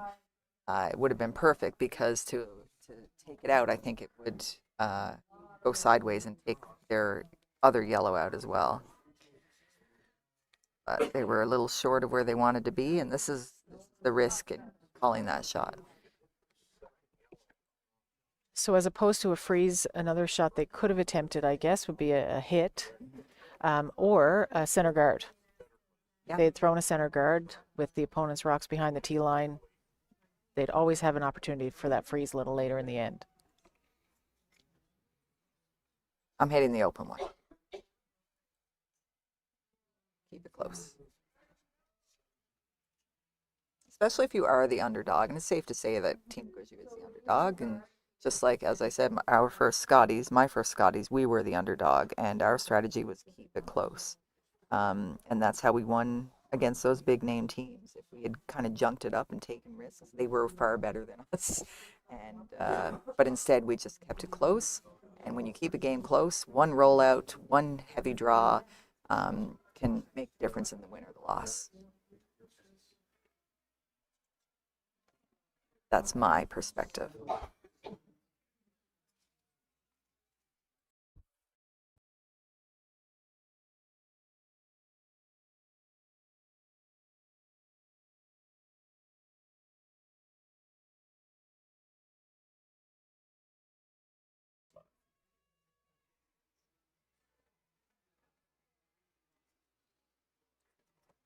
So we've got a comment from Stephanie Ledrew, Mumford. Heather, I don't think you ever played with Steph. Have not played with Steph, have lots of memories of playing against Stephanie Ledrew. Very talented. Yes, so Trivia for you. she's watching. Hello, Did I Stephanie. ever play with Steph? Did you play with Stephanie Ledrew? Yes, in juniors. Yes. She was 13 years old. Wow. I believe I was 19. And she will tell you that I don't believe I spoke to her because we had nothing in common. How old were you when she was 13? I think around 19. Okay. Yeah. Okay, wow. There was a huge gap there, but she's become, I mean, great, great friends. She's extremely funny gal and extremely talented curler, and again, part of a great pedigree. Diane Ryan is her mother, who's achieved a lot of success in ladies and now seniors, And as a coach. and as a coach. And her brother Ryan Ledrew was really Brad's kind of nemesis early on. Very, very talented curler as well. He and his wife Christine are wonderful friends of ours as well. Um, and they're all living in Ontario. Unfortunately, we lost them all to the big province. The big smoke. Yeah. But we're happy to have you tuning in, Steph, and we'd love for you to be closer to home too. Compliments coming our way, Heather. I know it's a lot of stress, a lot of pressure, especially since we were commenting in the first 5-6-ish rocks as if the opposite team had hammer, and yet we're still getting compliments. Imagine if we got it right. I don't know if I'd say we. I think you're on your own there. But yes, there's definitely been some miscues. That is another text I've received that I am using the word miscue a bit rather abundantly. Yeah, there's no sense in having a drinking word game during the 9 a.m. draw. That's true. So you got to knock it off. I'll punch you if I hear miscue come out of you. I'm going to have to go back to Audible. All right, so Haley about to get in the hack now. She has the broom down for a corner freeze on Shot Rock. This is another big shot for Haley Gushue. She really needs to make this shot if she wants to cut down the damage for Team Boland.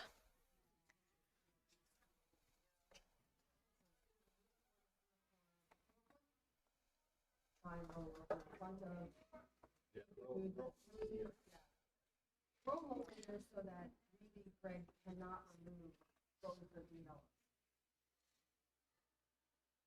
Sweeper's not on it early.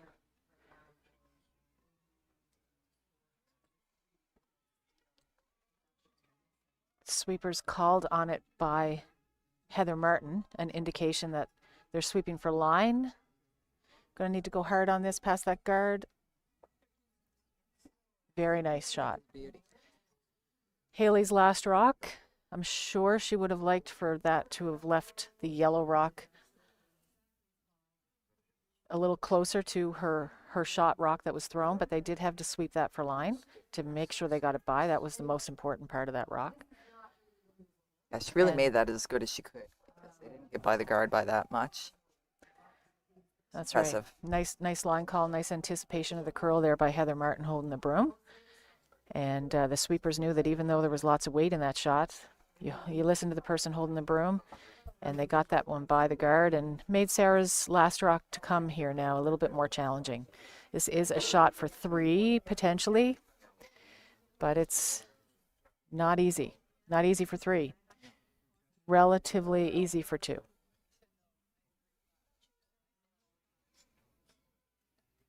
Called out of her hand. Good sweeper. Pounding hard. She's going to have to be a great sweeper. Good's not going to be good enough on that one. So kudos to Haley for bailing her team out there with a fantastic shot. Really nice last shot for Haley Gushue, results in a steal of 1 and a tie ball game after 7. We'll be right back.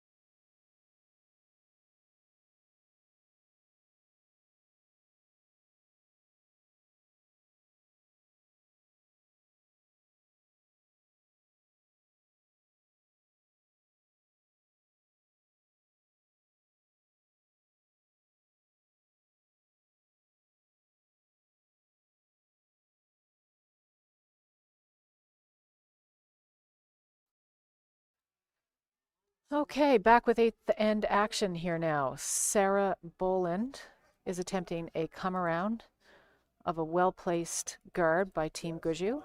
Gushue does not have hammer. They just stole the seventh end. So they put up a center guard. I'm sure they'd love nothing more than to steal another point here in the eighth. Hammer in the even ends, especially this late in the game, Laura, is really important when the score is this close. If you've watched curling at all, I think every commentator of every game talks about the importance of the eighth. Scoreboard Scoring in the- management, yeah. Especially in a tight game like this. And the idea is if you score an 8, the other team will likely score a 9, and you have the hammer coming home to ideally.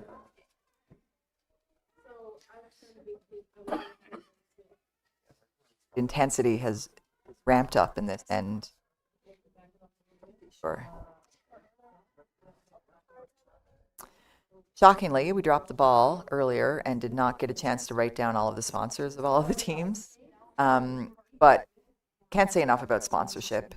It's the reason that the players are able to travel to better themselves. It's the reason that the players have these fantastic matching outfits. They're not cheap. It's just so important to have the support of sponsors. So please take the time to recognize the logos that are on their jackets and patronize all the sponsors of the events. Even in the curling club, you can see billboards of supporters of Newfoundland curling, the Remax Center it's called. So Remax obviously plays a huge role in helping this club, all of the major expenses involved in a curling club. So again, thank you to all of the sponsors. So Adrian, an uncharacteristic open hit miss there on her shot. Sate now having an opportunity to come around this center guard situation again, and ideally I think they would like to freeze that yellow rock in the top 8 foot with this shot. She looks heavy. Out of the hand, eh? I'm gonna say it. Skip judging weight. Skip judging weight from 2 floors up. It's not gonna end well for me. They're sweeping it now. It's don't light. think so. Just like I said, it's light. Stay in your lane.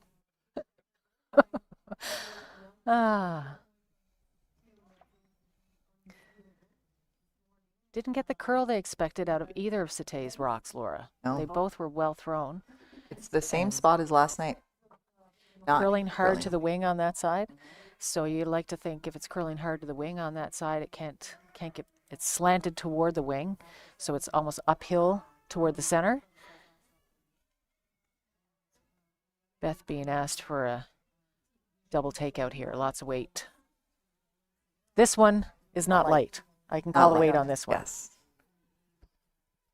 It brings up a good point, though, because, the person in the house is going to weigh in typically on what they see coming at them. And it's hard as a sweeper when you have a person in the house calling one thing, the thrower telling you, giving their feedback that they thought they threw it light or heavy, and then talking to each other about what they think and see. And who are you supposed to listen to? In theory, when it comes to weight, you should, the sweepers are in charge. And when it comes to the line, the person in the house, usually the skip, but if the skip's throwing, whoever's holding the broom for that person is who you're supposed to listen to. Never the thrower, except initially out of their hand if they have. however, easier said than done, especially if the skip has a quieter voice and the thrower is able to out-yell them. And again, as a sweeper, when you're talking weight, you do hear people weighing in, and you just kind of have to tune that out and go down as a team with your comrade who's out there. So Sate's second rock, also well thrown, Laura, and not the result they were looking for. Unfortunate how these rocks have kind of lined up after the dust settled, but a well thrown stone, and as was her first that draw attempt. These girls are young. They've got a bright future. Absolutely. Heather Martin and Sass Sparrow are co-coaching this team. And as we mentioned already earlier today, their traditional skip, Kaylee Locke, is away. So, a tie game after 7 ends of play in the women's provincials is a admirable position to be in. And having knocked off, taken a win from the reigning provincial champion last year, or sorry, last year's reigning provincial champion last night. They won that game. Now, is last year and reigning redundant? It totally is. Okay, Yeah. I Yeah. think Trying to make a recovery there. Thanks for noticing. nice call there by Sarah to remove that center guard. Sarah does have hammer and would love to at least score here, but she's in a position to do a little better than that at the moment. And I love that she's changed the turn. It looks much more natural to come the other turn. And if all things considered equal, if the ice was as curling equally, you would go the right-hander's out turn. But because they're just not seeing the curl there, Haley has no choice really but to try this other turn and hope it'll dive in.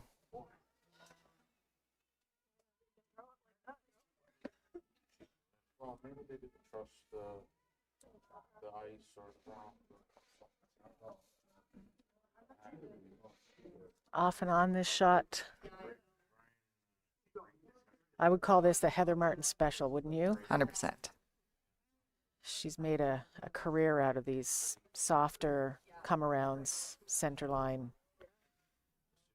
towards center shots. Long time lead for Laura Phillips. Achieved a ton of success in her career, making playoffs at the Scotties several times. And then when Laura stepped away, Kathy Cunningham, who was her longtime third, became the skip, and Heather stayed lead for that team. And certainly, I've said before, she would suck the air out of our team so many times by making her first two shots perfectly. Laura Phillips is actually coaching Team Boland here this weekend.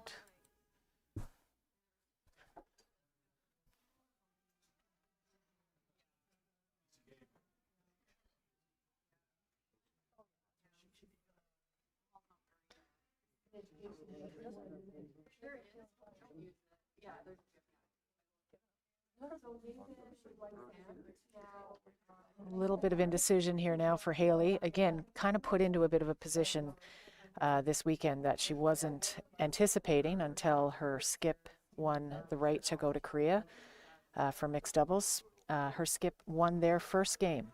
So Haley and her mixed doubles partner won their first game in Korea. Off to a good start at the Youth Olympics. Congratulations to her. Timeout has been called for Team Gushue here now in the eighth end. Each team gets 2 timeouts during regulation play and an extra timeout in an extra end. So they're going to wait for Sparrow, their co-coach, to come out on the ice and weigh in on strategy, what to do with that blue rock that's on the back tee line, back button. We just mentioned Laura Phillips. Sparrow is Laura's sister. And the great Damien Ryan would be their father. Again, you go back to some of the greats, and he would be one of the top of the list of people you'd see down here. So it's really, really family-oriented sport, too. You've got 2 sisters sitting behind the coaching bench. You've got 2 sisters here in the commentating booth. You've got Kaylee Locke in Korea, and her brother Nathan Locke is over there watching, but he is the second stone for Nathan Young, who's here competing this weekend. And then we've got Curtis. Being coached by her father. Yeah, Erica Curtis, coached by her father, Eugene Trickett. Then you've got Julie Hines and Stacy Curtis, our siblings. The Tipple brothers out on the ice right now. Lots of family involvement in the sport of curling, no question. And some might say, well, there's, a smaller pool in Newfoundland, so, just by virtue of numbers, that's going to happen. But we definitely see that across the country. A lot of siblings playing together. It's a family sport, and like I said, if you grew up in it, you had no choice but to have salt and pepper shakers and talk strategy, teaming together, and yeah, definitely. And not only siblings, Laura, we're also talking about family involvement. Obviously, our dad, Carl Strong, went to a Briar, 72. Credit him with getting us involved in the game.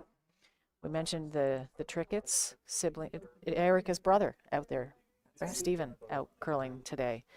But the parents and then passing it on to their next generation. I shouted out our friend Nancy Pelly watching in Calgary, her parents Joe and Jean Burden. That was definitely a generation ago, but they were both fierce competitors on the curling scene back in their day. And Fantastic idols, people, you know, yeah. active seniors who continue to enjoy the sport of curling. So shout out to Jean Burden and the late great Joe Burden.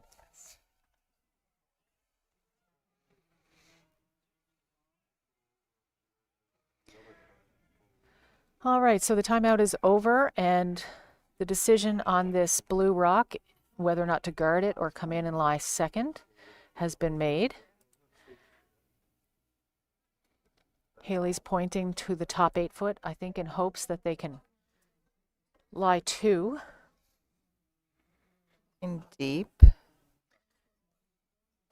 Not Your going sweepers are telling you be- it's deep.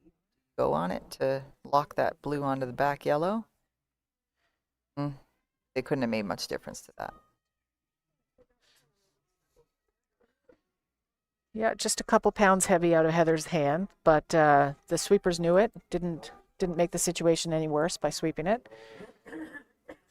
Might have gotten a little lucky there. It's not an easy double, even though the rocks are grouped close together. I don't know if we can get an overhead shot there, but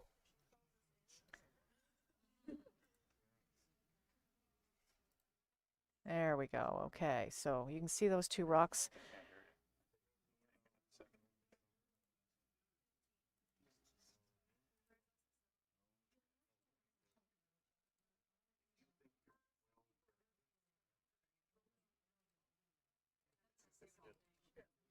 Okay. There's our overhead shot and our audio all in one.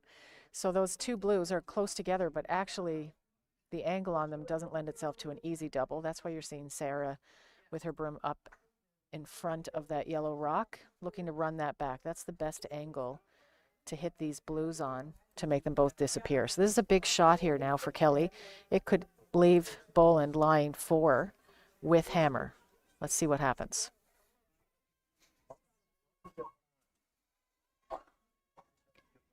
Kelly's made a lot of these over her career.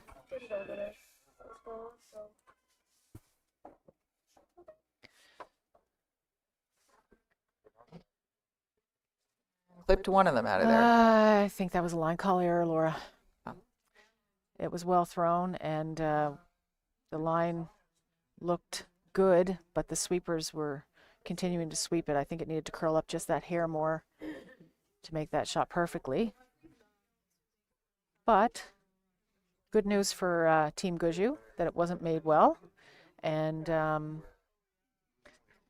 they have a chance now to come in and lie 2 again and dodge some more bullets. Big thing for Kelly is she did eliminate one. Also didn't keep the shooter there, which was really important because there's no guards for Haley, and the house is relatively quite open for Sarah to score. Now, Laura, would you ever hit that open one that Heather is kind of hiding behind her legs? Would you hit that and lie first and third? Yes. Without? Again, because Haley's not desperate to steal. Me throwing up a guard when your opposition has hammer and are all line 2 and like second and third. Either, we're not sure yet if this is a guard or a draw to lie, to lie 2. Right. But either way, if you're leaving yellow rocks in play and you don't have hammer, you run the risk of those yellow rocks becoming points. Hit the open one, you're kind of potentially conceding to, but again, 2 points with hammer, that's going to happen. You hit the open one and they hit your blue, and then you make a double on their 2 yellows, and all of a sudden you're line 2 when Boland throws her last.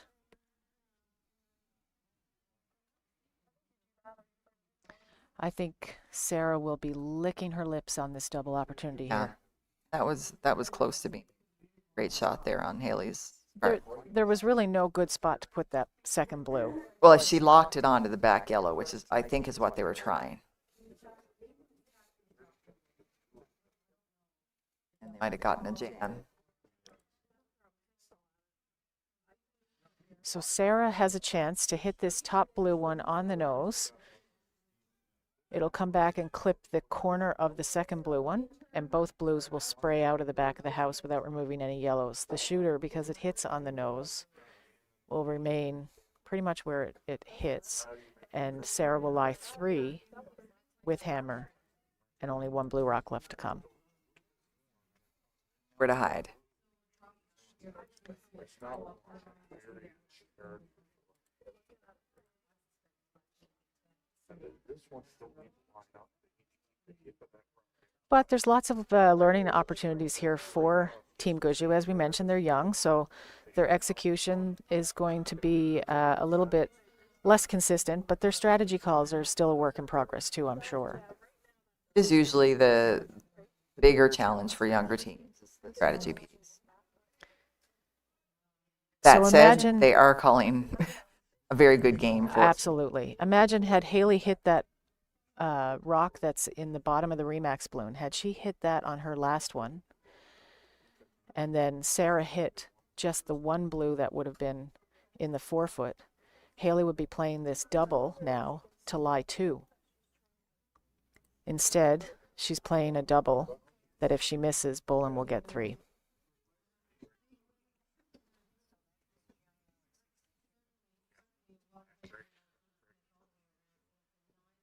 I think we've got handshakes, Heather. Sheet 4. Why, yes, Laura, we do. Greg Smith takes the win over someone else. Team Young. Team Young. Smith beats Team Young to improve their record to 7-1. Young now drops to 6-2. Neither of those teams is out of the hunt. Really is close on this double. Oh, we're swept.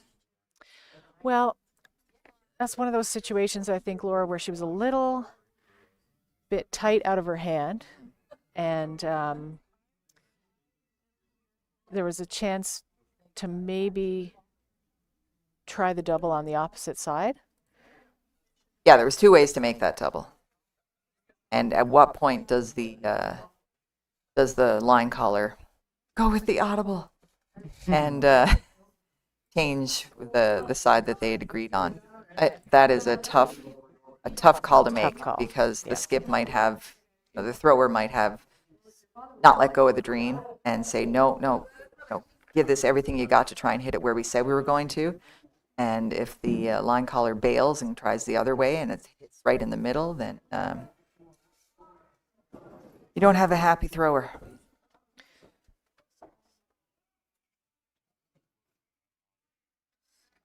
So Sarah made the blue disappear. Will her shooter stick around?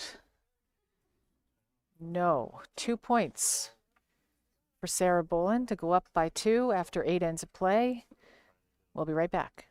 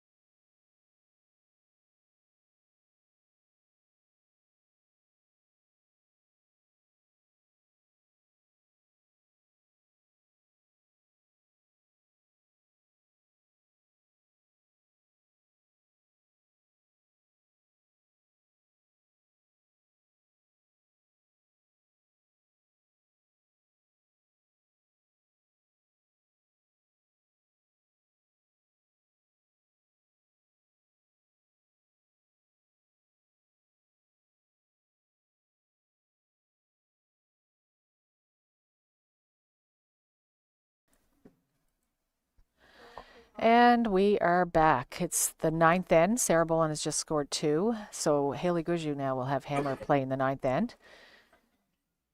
Sarah had a chance there for 3 points. We'll have to see if that bonus third point comes back to bite her in the next half hour. She upped the weight that little bit. I think she played it a little safe. I think she was pretty happy to get 2, and 3 would have been a bonus. So she made sure of the 2 by having adequate weight and hitting the outside of that rock. I always talk about tolerance. The tolerance there was to roll out instead of over curl and jam.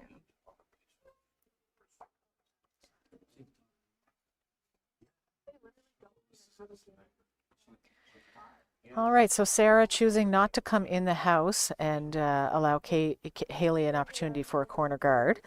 By coming up front, Haley has chosen to come around. Now, down 2 playing 9, there is an argument with a 5-rock rule to throw a corner. Ignore that center guard, ignore coming around it. Yeah, I think that's the call. You need your 2 here. And chances of getting 2 is much higher if you have 2 guards versus 1. The good thing about this is it, as long as it can stay in play, not sure if it didn't knock it off the center line, so that's worth the discussions about. There might have been a burned rock and then they let it come to rest. Sarah sort of indicating that it would have been bounced, taken off this center line. Players settled on that. So you never like to see that happen when you're down 2 playing 9. Your rock get kicked to the corner, but they'll have to shake that off now and regroup. Still 7 rocks for blue, and they only need to score 1 or 2 of those 7. I'd be running up here asking you, why don't we peel our own guard? And I'd be saying because then they're going to play a corner. Yeah. Don't like guards when I'm up points. There you go, difference of opinion. I would say neither one is wrong. You'll probably say mine is wrong. Well, we just saw that Haley was kind of focused on coming around that center guard. So I'm happy with her coming around that center guard and not throwing corners. So if I peel it, I'm kind of suggesting she should throw the corner. Whereas if she wants to come around that center guard, I'm going to leave it there and let her come around it. Now, would Adrian like her rock above the tee? Absolutely. So exchange of a couple of missed shots there.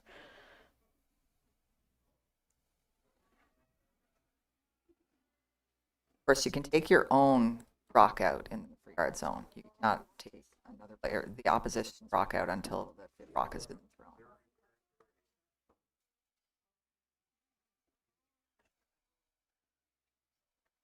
Nice shot there by blue. Laura, we've procrastinated long enough. It's time to address the Strong Sister reunion for 2025. Right. And the answer is to be continued. Neither one of us knows if we're going to play next year. I think Laura would be more interested at this point in having the conversation than I am. I definitely want to wait until the off season to consider curling next year. So we'll see. Yeah, discussions usually aren't had until provincials are over, and then teams either still like each other or have had enough of each other and shakeups, or some players decide they want to break or move away or anything like that. So yeah, most of those discussions will happen within the coming weeks.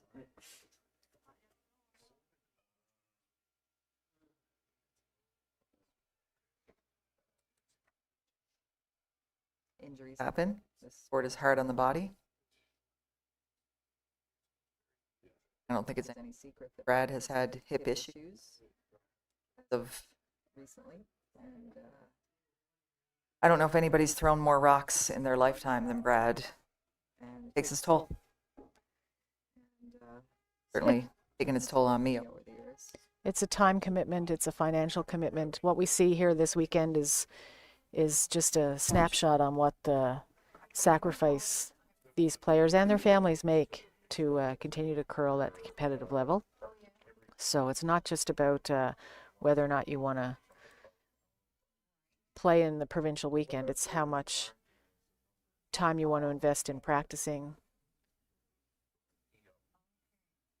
in traveling, generating sponsors.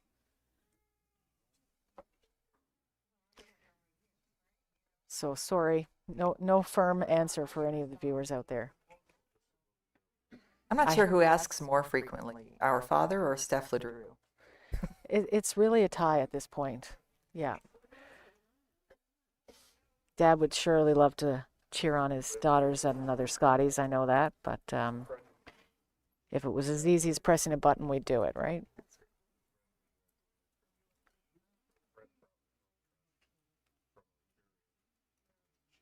And our mother too. She's just simply adopted other people's children. Still comes down to watch curling games and other sports games. Our mother was a gym teacher, so she'll watch any sport at any time. Yeah, if you're a sports fan, obviously you want your kids to be in the race. Makes it a bit more exciting. Nice come around there by Sate. Will this rock stop? Stops for shot rock. Sarah's going out now to... Stops behind the yellow rock that I didn't like. Just throwing that out there. That's right. She is now taking you up on your offer to double peel and remove her own yellow rocks. Rocks. I would.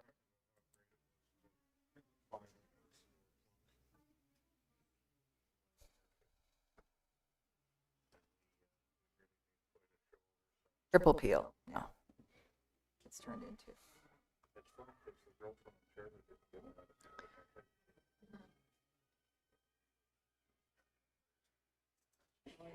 I think the discussion is around whether or not that second yellow rock might clip the blue guard and squirt back into the house in the direction of the blue that's in the 4-foot.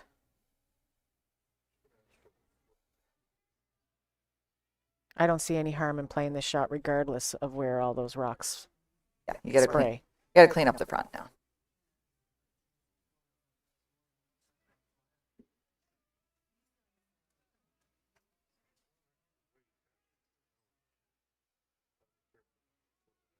I say you got to clean up the front. I guess, I mean, you could come freeze that blue.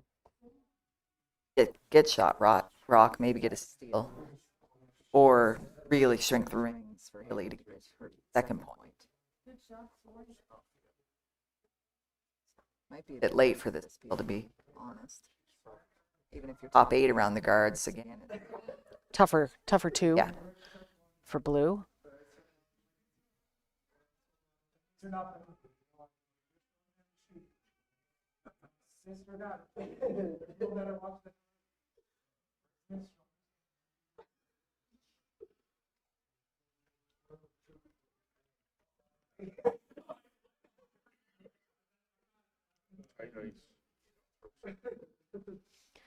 Wait, coming down here. Kelly's out turn. Beth is sweeping, indicating that it needs a bit more curl.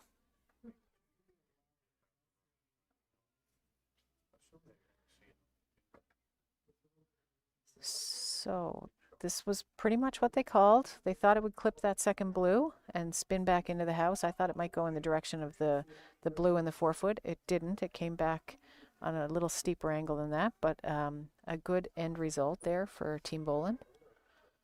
And Haley's blue entirely. exactly. I believe Haley is looking to come in top button, buried. Not a whole lot of margin for error on this shot.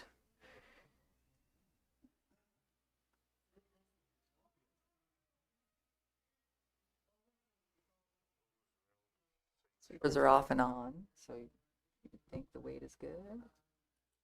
This is that uphill direction. If the weight is not good, you might want to call a plan B and get a little rub and tuck under a little more. That ended up okay. They're line 2. And that back blue is going to be difficult to eliminate because of the yellow behind it.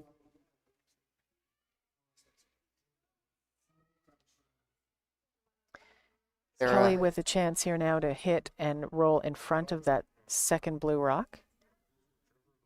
If she makes this, life's going to be hard on Haley to score. Uphill, Heather. Uphill. Not getting a whole lot of curl. Might stay out wide enough to make both blues. Yeah. And it did. It did. I do not think that was plan A. Based on the weight choice and who was sweeping. Zip tapping out the shot. There is that as well, yeah. But ended up with a good result. Now the 4-foot is open for Haley.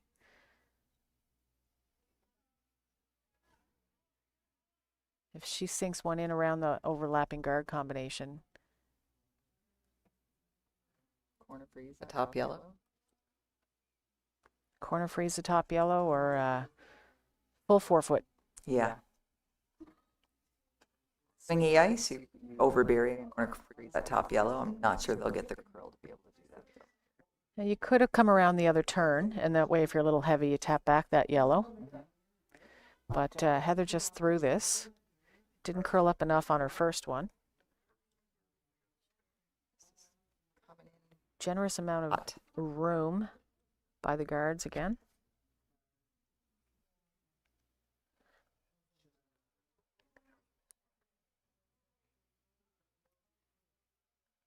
They pulled that back to freeze the back one with a shot. They wouldn't, if they pulled it back a bit, they might not have left Sarah as much of an opportunity at the flop under and above tee. Exactly. So I do think that maybe in terms of rock placement, they could have taken a few licks at that later in the shot once it reaches top 12. Sarah's got to be careful here that she doesn't get any bit wide. We've seen that this turn is not curling a whole lot, so she's not going to want to be wide of the broom on this shot. She's tighten up the ice from what I think you normally take, just to ensure that. She ups her weight though. Weight's going to be a factor here. Up your weight is going to stay straighter. Adrian has raised her finger up in the air to say the weight's up. And as predicted, based on all that, they're being asked to make it go. I think they'll be okay.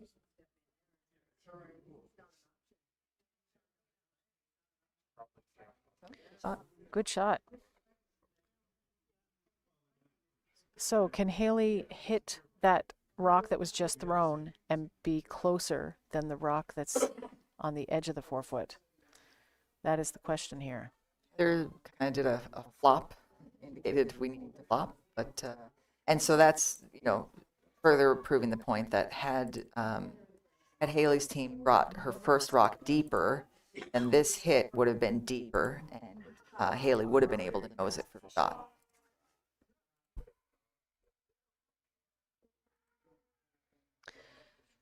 There's our overhead view of the situation. So it does look as though Haley will need that little flop in. Which is simple if the ice curls. Not curling a whole lot and needing to throw enough weight to actually move that yellow through the 4-foot area at least. The shot is a lot harder than it looks because of the ice conditions. She's taken about the same ice that Sarah took for her hit, and Sarah didn't flop. She flopped slightly. So, gotta believe Haley's going to drop her weight a little. Any fraction of hitting this on the outside could result in a steal of 2 here. Mm-hmm. Any fraction on the inside touches the guard and results in a steal of 4. So, welcome to being a skip.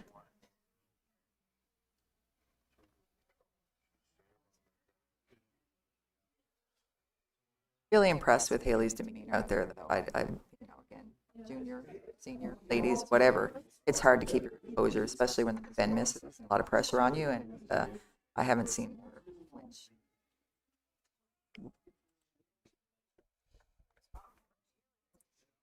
That was a gutsy line call by Heather Martin. And a Heather Strong just jumped in her chair because I think she excellent thought result. they might take that guard. Great shot. Can't have made it better than that. This side of the sheet, we agreed, does curl better. So the shot is makeable, although by no means simple. Now, is she coming off her yellow that's in the 12-foot, Oh, like a yeah, redirect? based on where Kelly's room is, maybe. For 1, 2, 3, 4. 3 for 4. 3. Yes. Because she has hammer, thank you. Trevor. Yeah, it'll beat a lie a bunch. Lie 3. Trevor doesn't have a mic, but maybe he should. Could verbalize his correction. Now, this has some curling to do, Laura. Does. What did we say, Heather? It curls towards center, so it likely doesn't curl to the wing. That was not what we expected to see. This is a hit now for 3 for sure. I'd like to see Haley throw that same quiet weight that she just threw. I'm getting demanding now. Want to see who's lane. Blue closer than the yellow? I think so. The back, sorry, we're talking about the back blue under the E in Remax versus the yellow 2 yellow behind. biters, yeah. Well, I think the yellow on over by the balloon is not shot. One behind Heather Martin may outcount the blue under the E. Hard to tell from here. The camera isn't directly over the. It's tough to get this yellow out of the house, saving the shooter and not disturbing any of the back It is. blues. I like their ice. It's tight ice. I just saw Sarah's. No, wrong direction. Sorry. Just saw Sarah's not curl toward the wing. My guess it's going to curl toward center.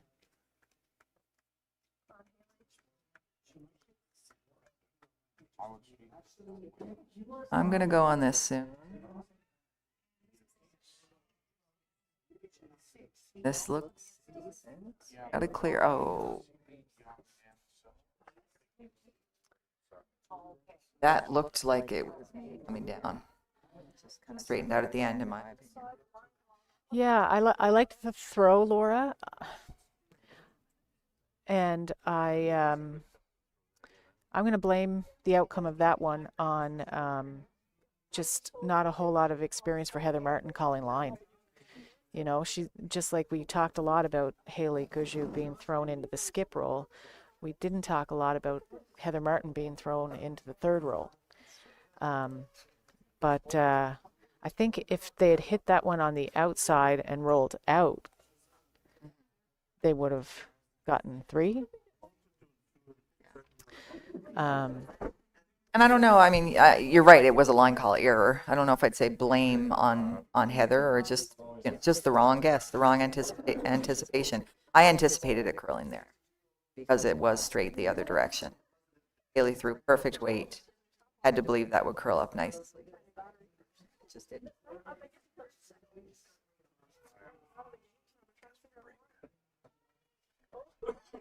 We're not going to take a break here. We're going to go right into 10th end action. Haley Gushue throwing a guard up front. She needs a point to steal the 10th if she wants a chance at an extra end. Sarah Boland will try to keep this end as clean as possible. Up 1 with hammer.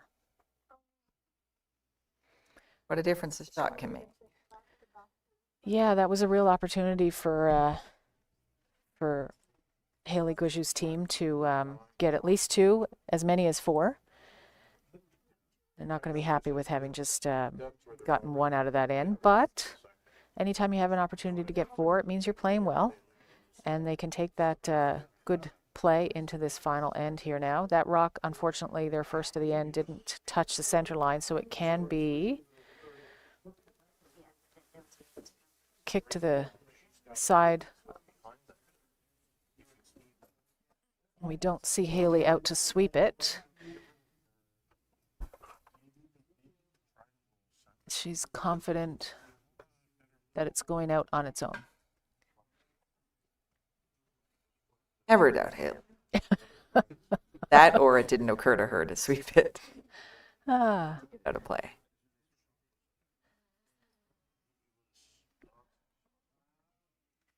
So Heather, would you, yeah, you was throw gonna say, another would you corner. try and, Or center. oh, absolutely. Yeah. I was gonna say, would you try and dead bury around your guard, make the double peel harder? Or do you touch center line so that it can't be ticked? And I already know my answer, which is touch center line. I assume that's yours as well. Yes, it is. So perfect placement of this would be about 2 feet in front of the house on the red line. I don't see a red line. Center line is Oh. red. I've never heard it called red line. Beautiful. Perfectly on. A little high, a little grouped with the other guard, but if they had swept it deeper, it would have pulled it off the red line.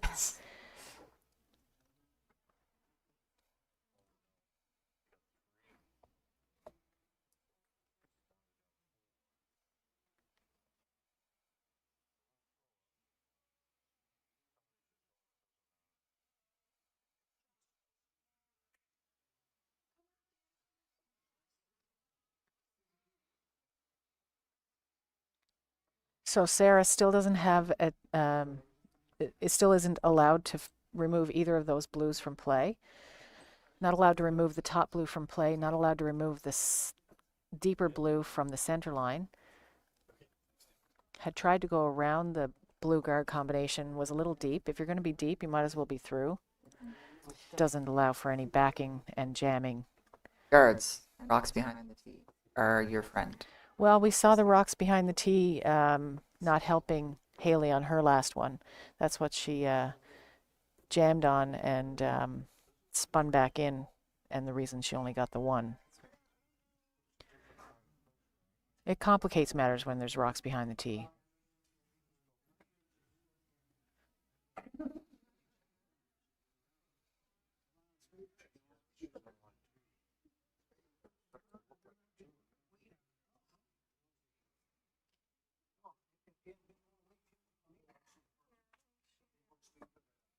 Again, I think Haley called it in. I'm not certain, but either way, it's a nice miss if it was a miss. I thought would like from the rock to dead buried around the center rock. Why? Even not in the house. You still want it to be a guard, but if they're kind of perfectly one behind the other, then the double peel is extremely hard to also have the shooter roll away. Make the double peel, but the shooter isn't going to go very far. All these things, a guard's not just a guard. Exact placement matters. And that miss matters too. I'm sure Beth would have liked to have made contact with something on that shot. So a real opportunity here now for Team Gushue to suck one in behind there. Got a nice wall created for themselves. Their guards are high enough that they're not easily ran back. Agreed. The question is, would you try the other turn? Because we know this turn doesn't curl very much. It's hard. Beth just whiffed a peel. Great spot. It's hard to get buried over here. Prove me wrong, though, please. Not because I'm cheering for anybody. I'd like to see something curl. I think Sete was a bit light on that, but more importantly, a little tight on that, trying, I guess, to get that curl out of her hand. Still, guards up front. Things to jam on. Not terrible.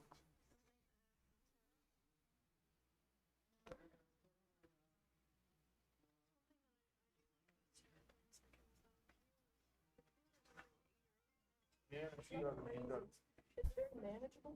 got a decent weight peel that you could The left side of this rock ever so slightly. Left. so Left as you look at it. So the other women's game, we've seen a shift in momentum over there. Team Curtis had been up 3-1 at the half. Team Godsland is now up 5-3, playing 10. So Curtis has hammer in 10, but she is down 2. With this peel on our sheet, you've got to know your angles. And you really learn your angles by playing lots of games. I think it's questionable what's going to happen here. That's why the timeout. There's no question what to call. It's where to hit it.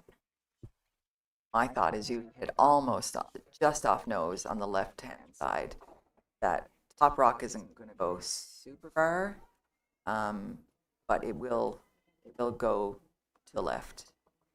And your shooter. Yeah, hit just off nose with lots of weight, and your shooter, as well as the rock you hit initially, will both spin toward the left. Yes. So if you want to hear it said different ways, Heather and I both said the same thing in different ways. Nice to be on the same page. That's right. Does that back one, does that middle blue, Heather, take back blue, or is it going to go over top? Should I take believe it. she'll take it. Yep. not the perfect line. We're going to see lots of blue moving in a second. Pretty close to exactly, it is exactly where. Exactly what we both expected to happen. The shooter and look flopped at a that. little to the corner. The one that Left. she hit flopped to the corner. The one she spun back because of the weight she threw didn't keep moving behind the tee and through the house. So she hit it in the right spot. Just needed a little bit more weight if she wanted that blue that came into the house to continue through the house. Knocking it into the house is unfortunate. Having it spin, is it perfectly undercover?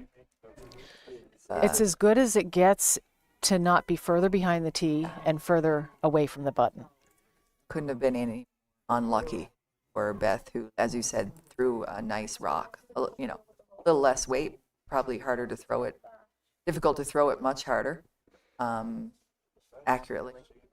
And she got a pretty poor result. Bad result, yeah.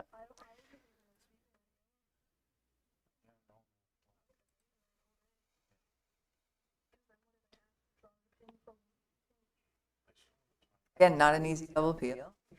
The ice outside of the yellow looked like the natural way to do it, but yellow will probably come right back on that blue. That's where we need the illustrator. I'm saying that blue. Or blues.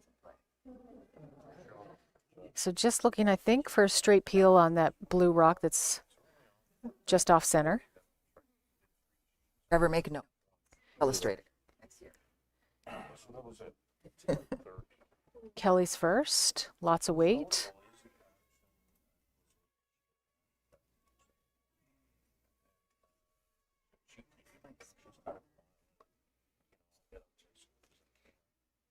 Right around quarter to 11. Little advantage game there. No, I'm sure Kelly would have liked for her shooter to have flopped further away. I think Haley has to consider coming in on this one.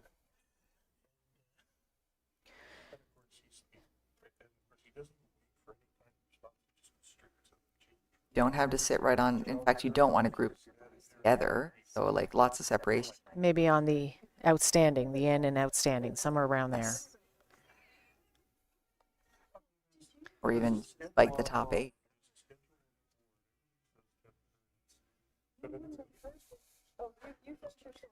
No, that's the end of the story. Might say, well, sit right on top of yourself. Problem is, if they ever get access to it, it's very easy shot to get both of them.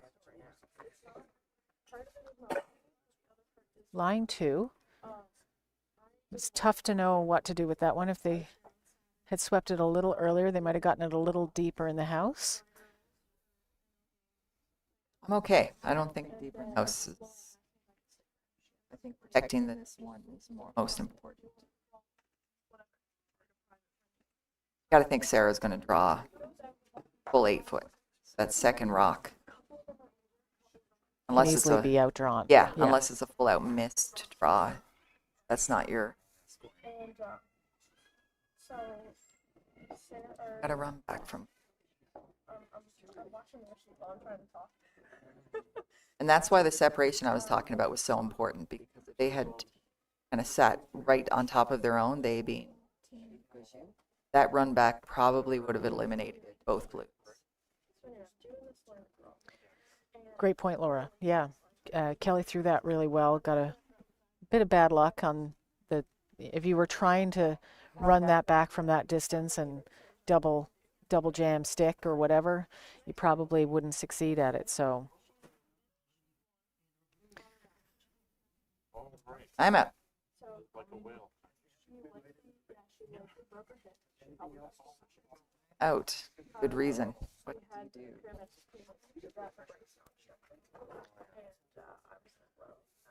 I like this half buried top 8 foot kind of idea. I mean, you can't ask for more in terms of guards and being on center and line 2 when Sarah goes to throw her last. So Yeah, top 8 foot is precise, right? You Somewhat- don't have a somewhere on lot the of room to outstanding. work with. I think what the girls need to discuss is where, if we're not going to be right where we want it to be, what's our plan B? Exactly. So that if Haley lets go of the rock and it's a little heavy, what are we going to do with it? Do we want to let it curl up and chip that top yellow one and stay up front as a guard? Now, before you just say no, what about simply, okay, exactly where Haley's got her broom. What about that? Center guard. Not wrong. Oh. Center guard's not wrong. No, it's not wrong. I was already starting my scoop back to the hack for you to tell me no. You need a miss out of Sarah at this point. If you go up front, you're kind of baiting her into. She might very well come around everything, knowing that she can't remove everything up front.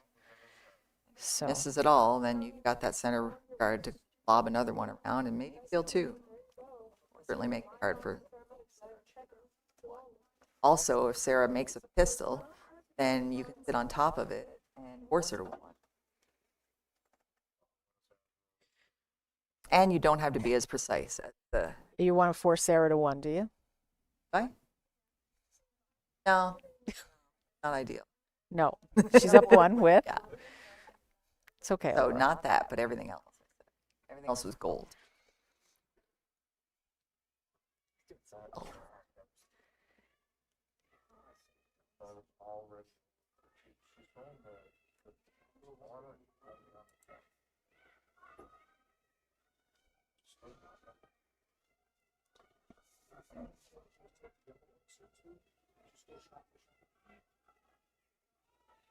Kevin's putting her broom where she wants the rock, which is always best practice. Gives a target for the sweepers instead of calling out where they want it. Sweepers just all they have to do is look up and down, up and down. That's pretty much what they were looking for. Maybe a little deeper. Sarah's got a chance now to draw top button. As predicted. If she is deep, that would be, I would say, terrible. Yes. Short, she's blocking Haley's path to lie 2.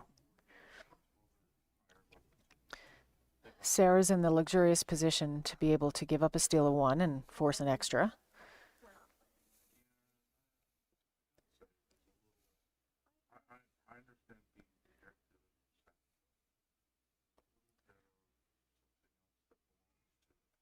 What are the sweepers saying?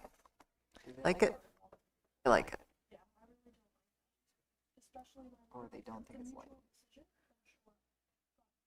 This is Slowing down now as it comes toward the slide path. This is the 10th end. looks decent. Stand down closer to the rock then. Okay, so Haley will need to move that if she wants to lie 2 and have Sarah facing 2 on her last. Freezing it, I don't see how she can't steal 1. So I'm probably throwing it as a draw to the pin. And if my sweepers can add the extra pound to tap that back and the line allows for it, we'll try to lie 2. But I think if you try to throw to lie 2, you run the risk of Agreed. missing. You have to have one shot in your mind here. Everybody. On our other women's game, Stacey Curtis is in the hack to throw a hit. She's got to make a double to lie 2, a double to force an extra. She's lying 3rd shot right now. And this is a double on 2 open yellow rocks to get her 2. Got a curl. And here comes Haley's last rock. Always hard to throw a delicate shot when she's got a very intense shot with loud line calls and the game of line.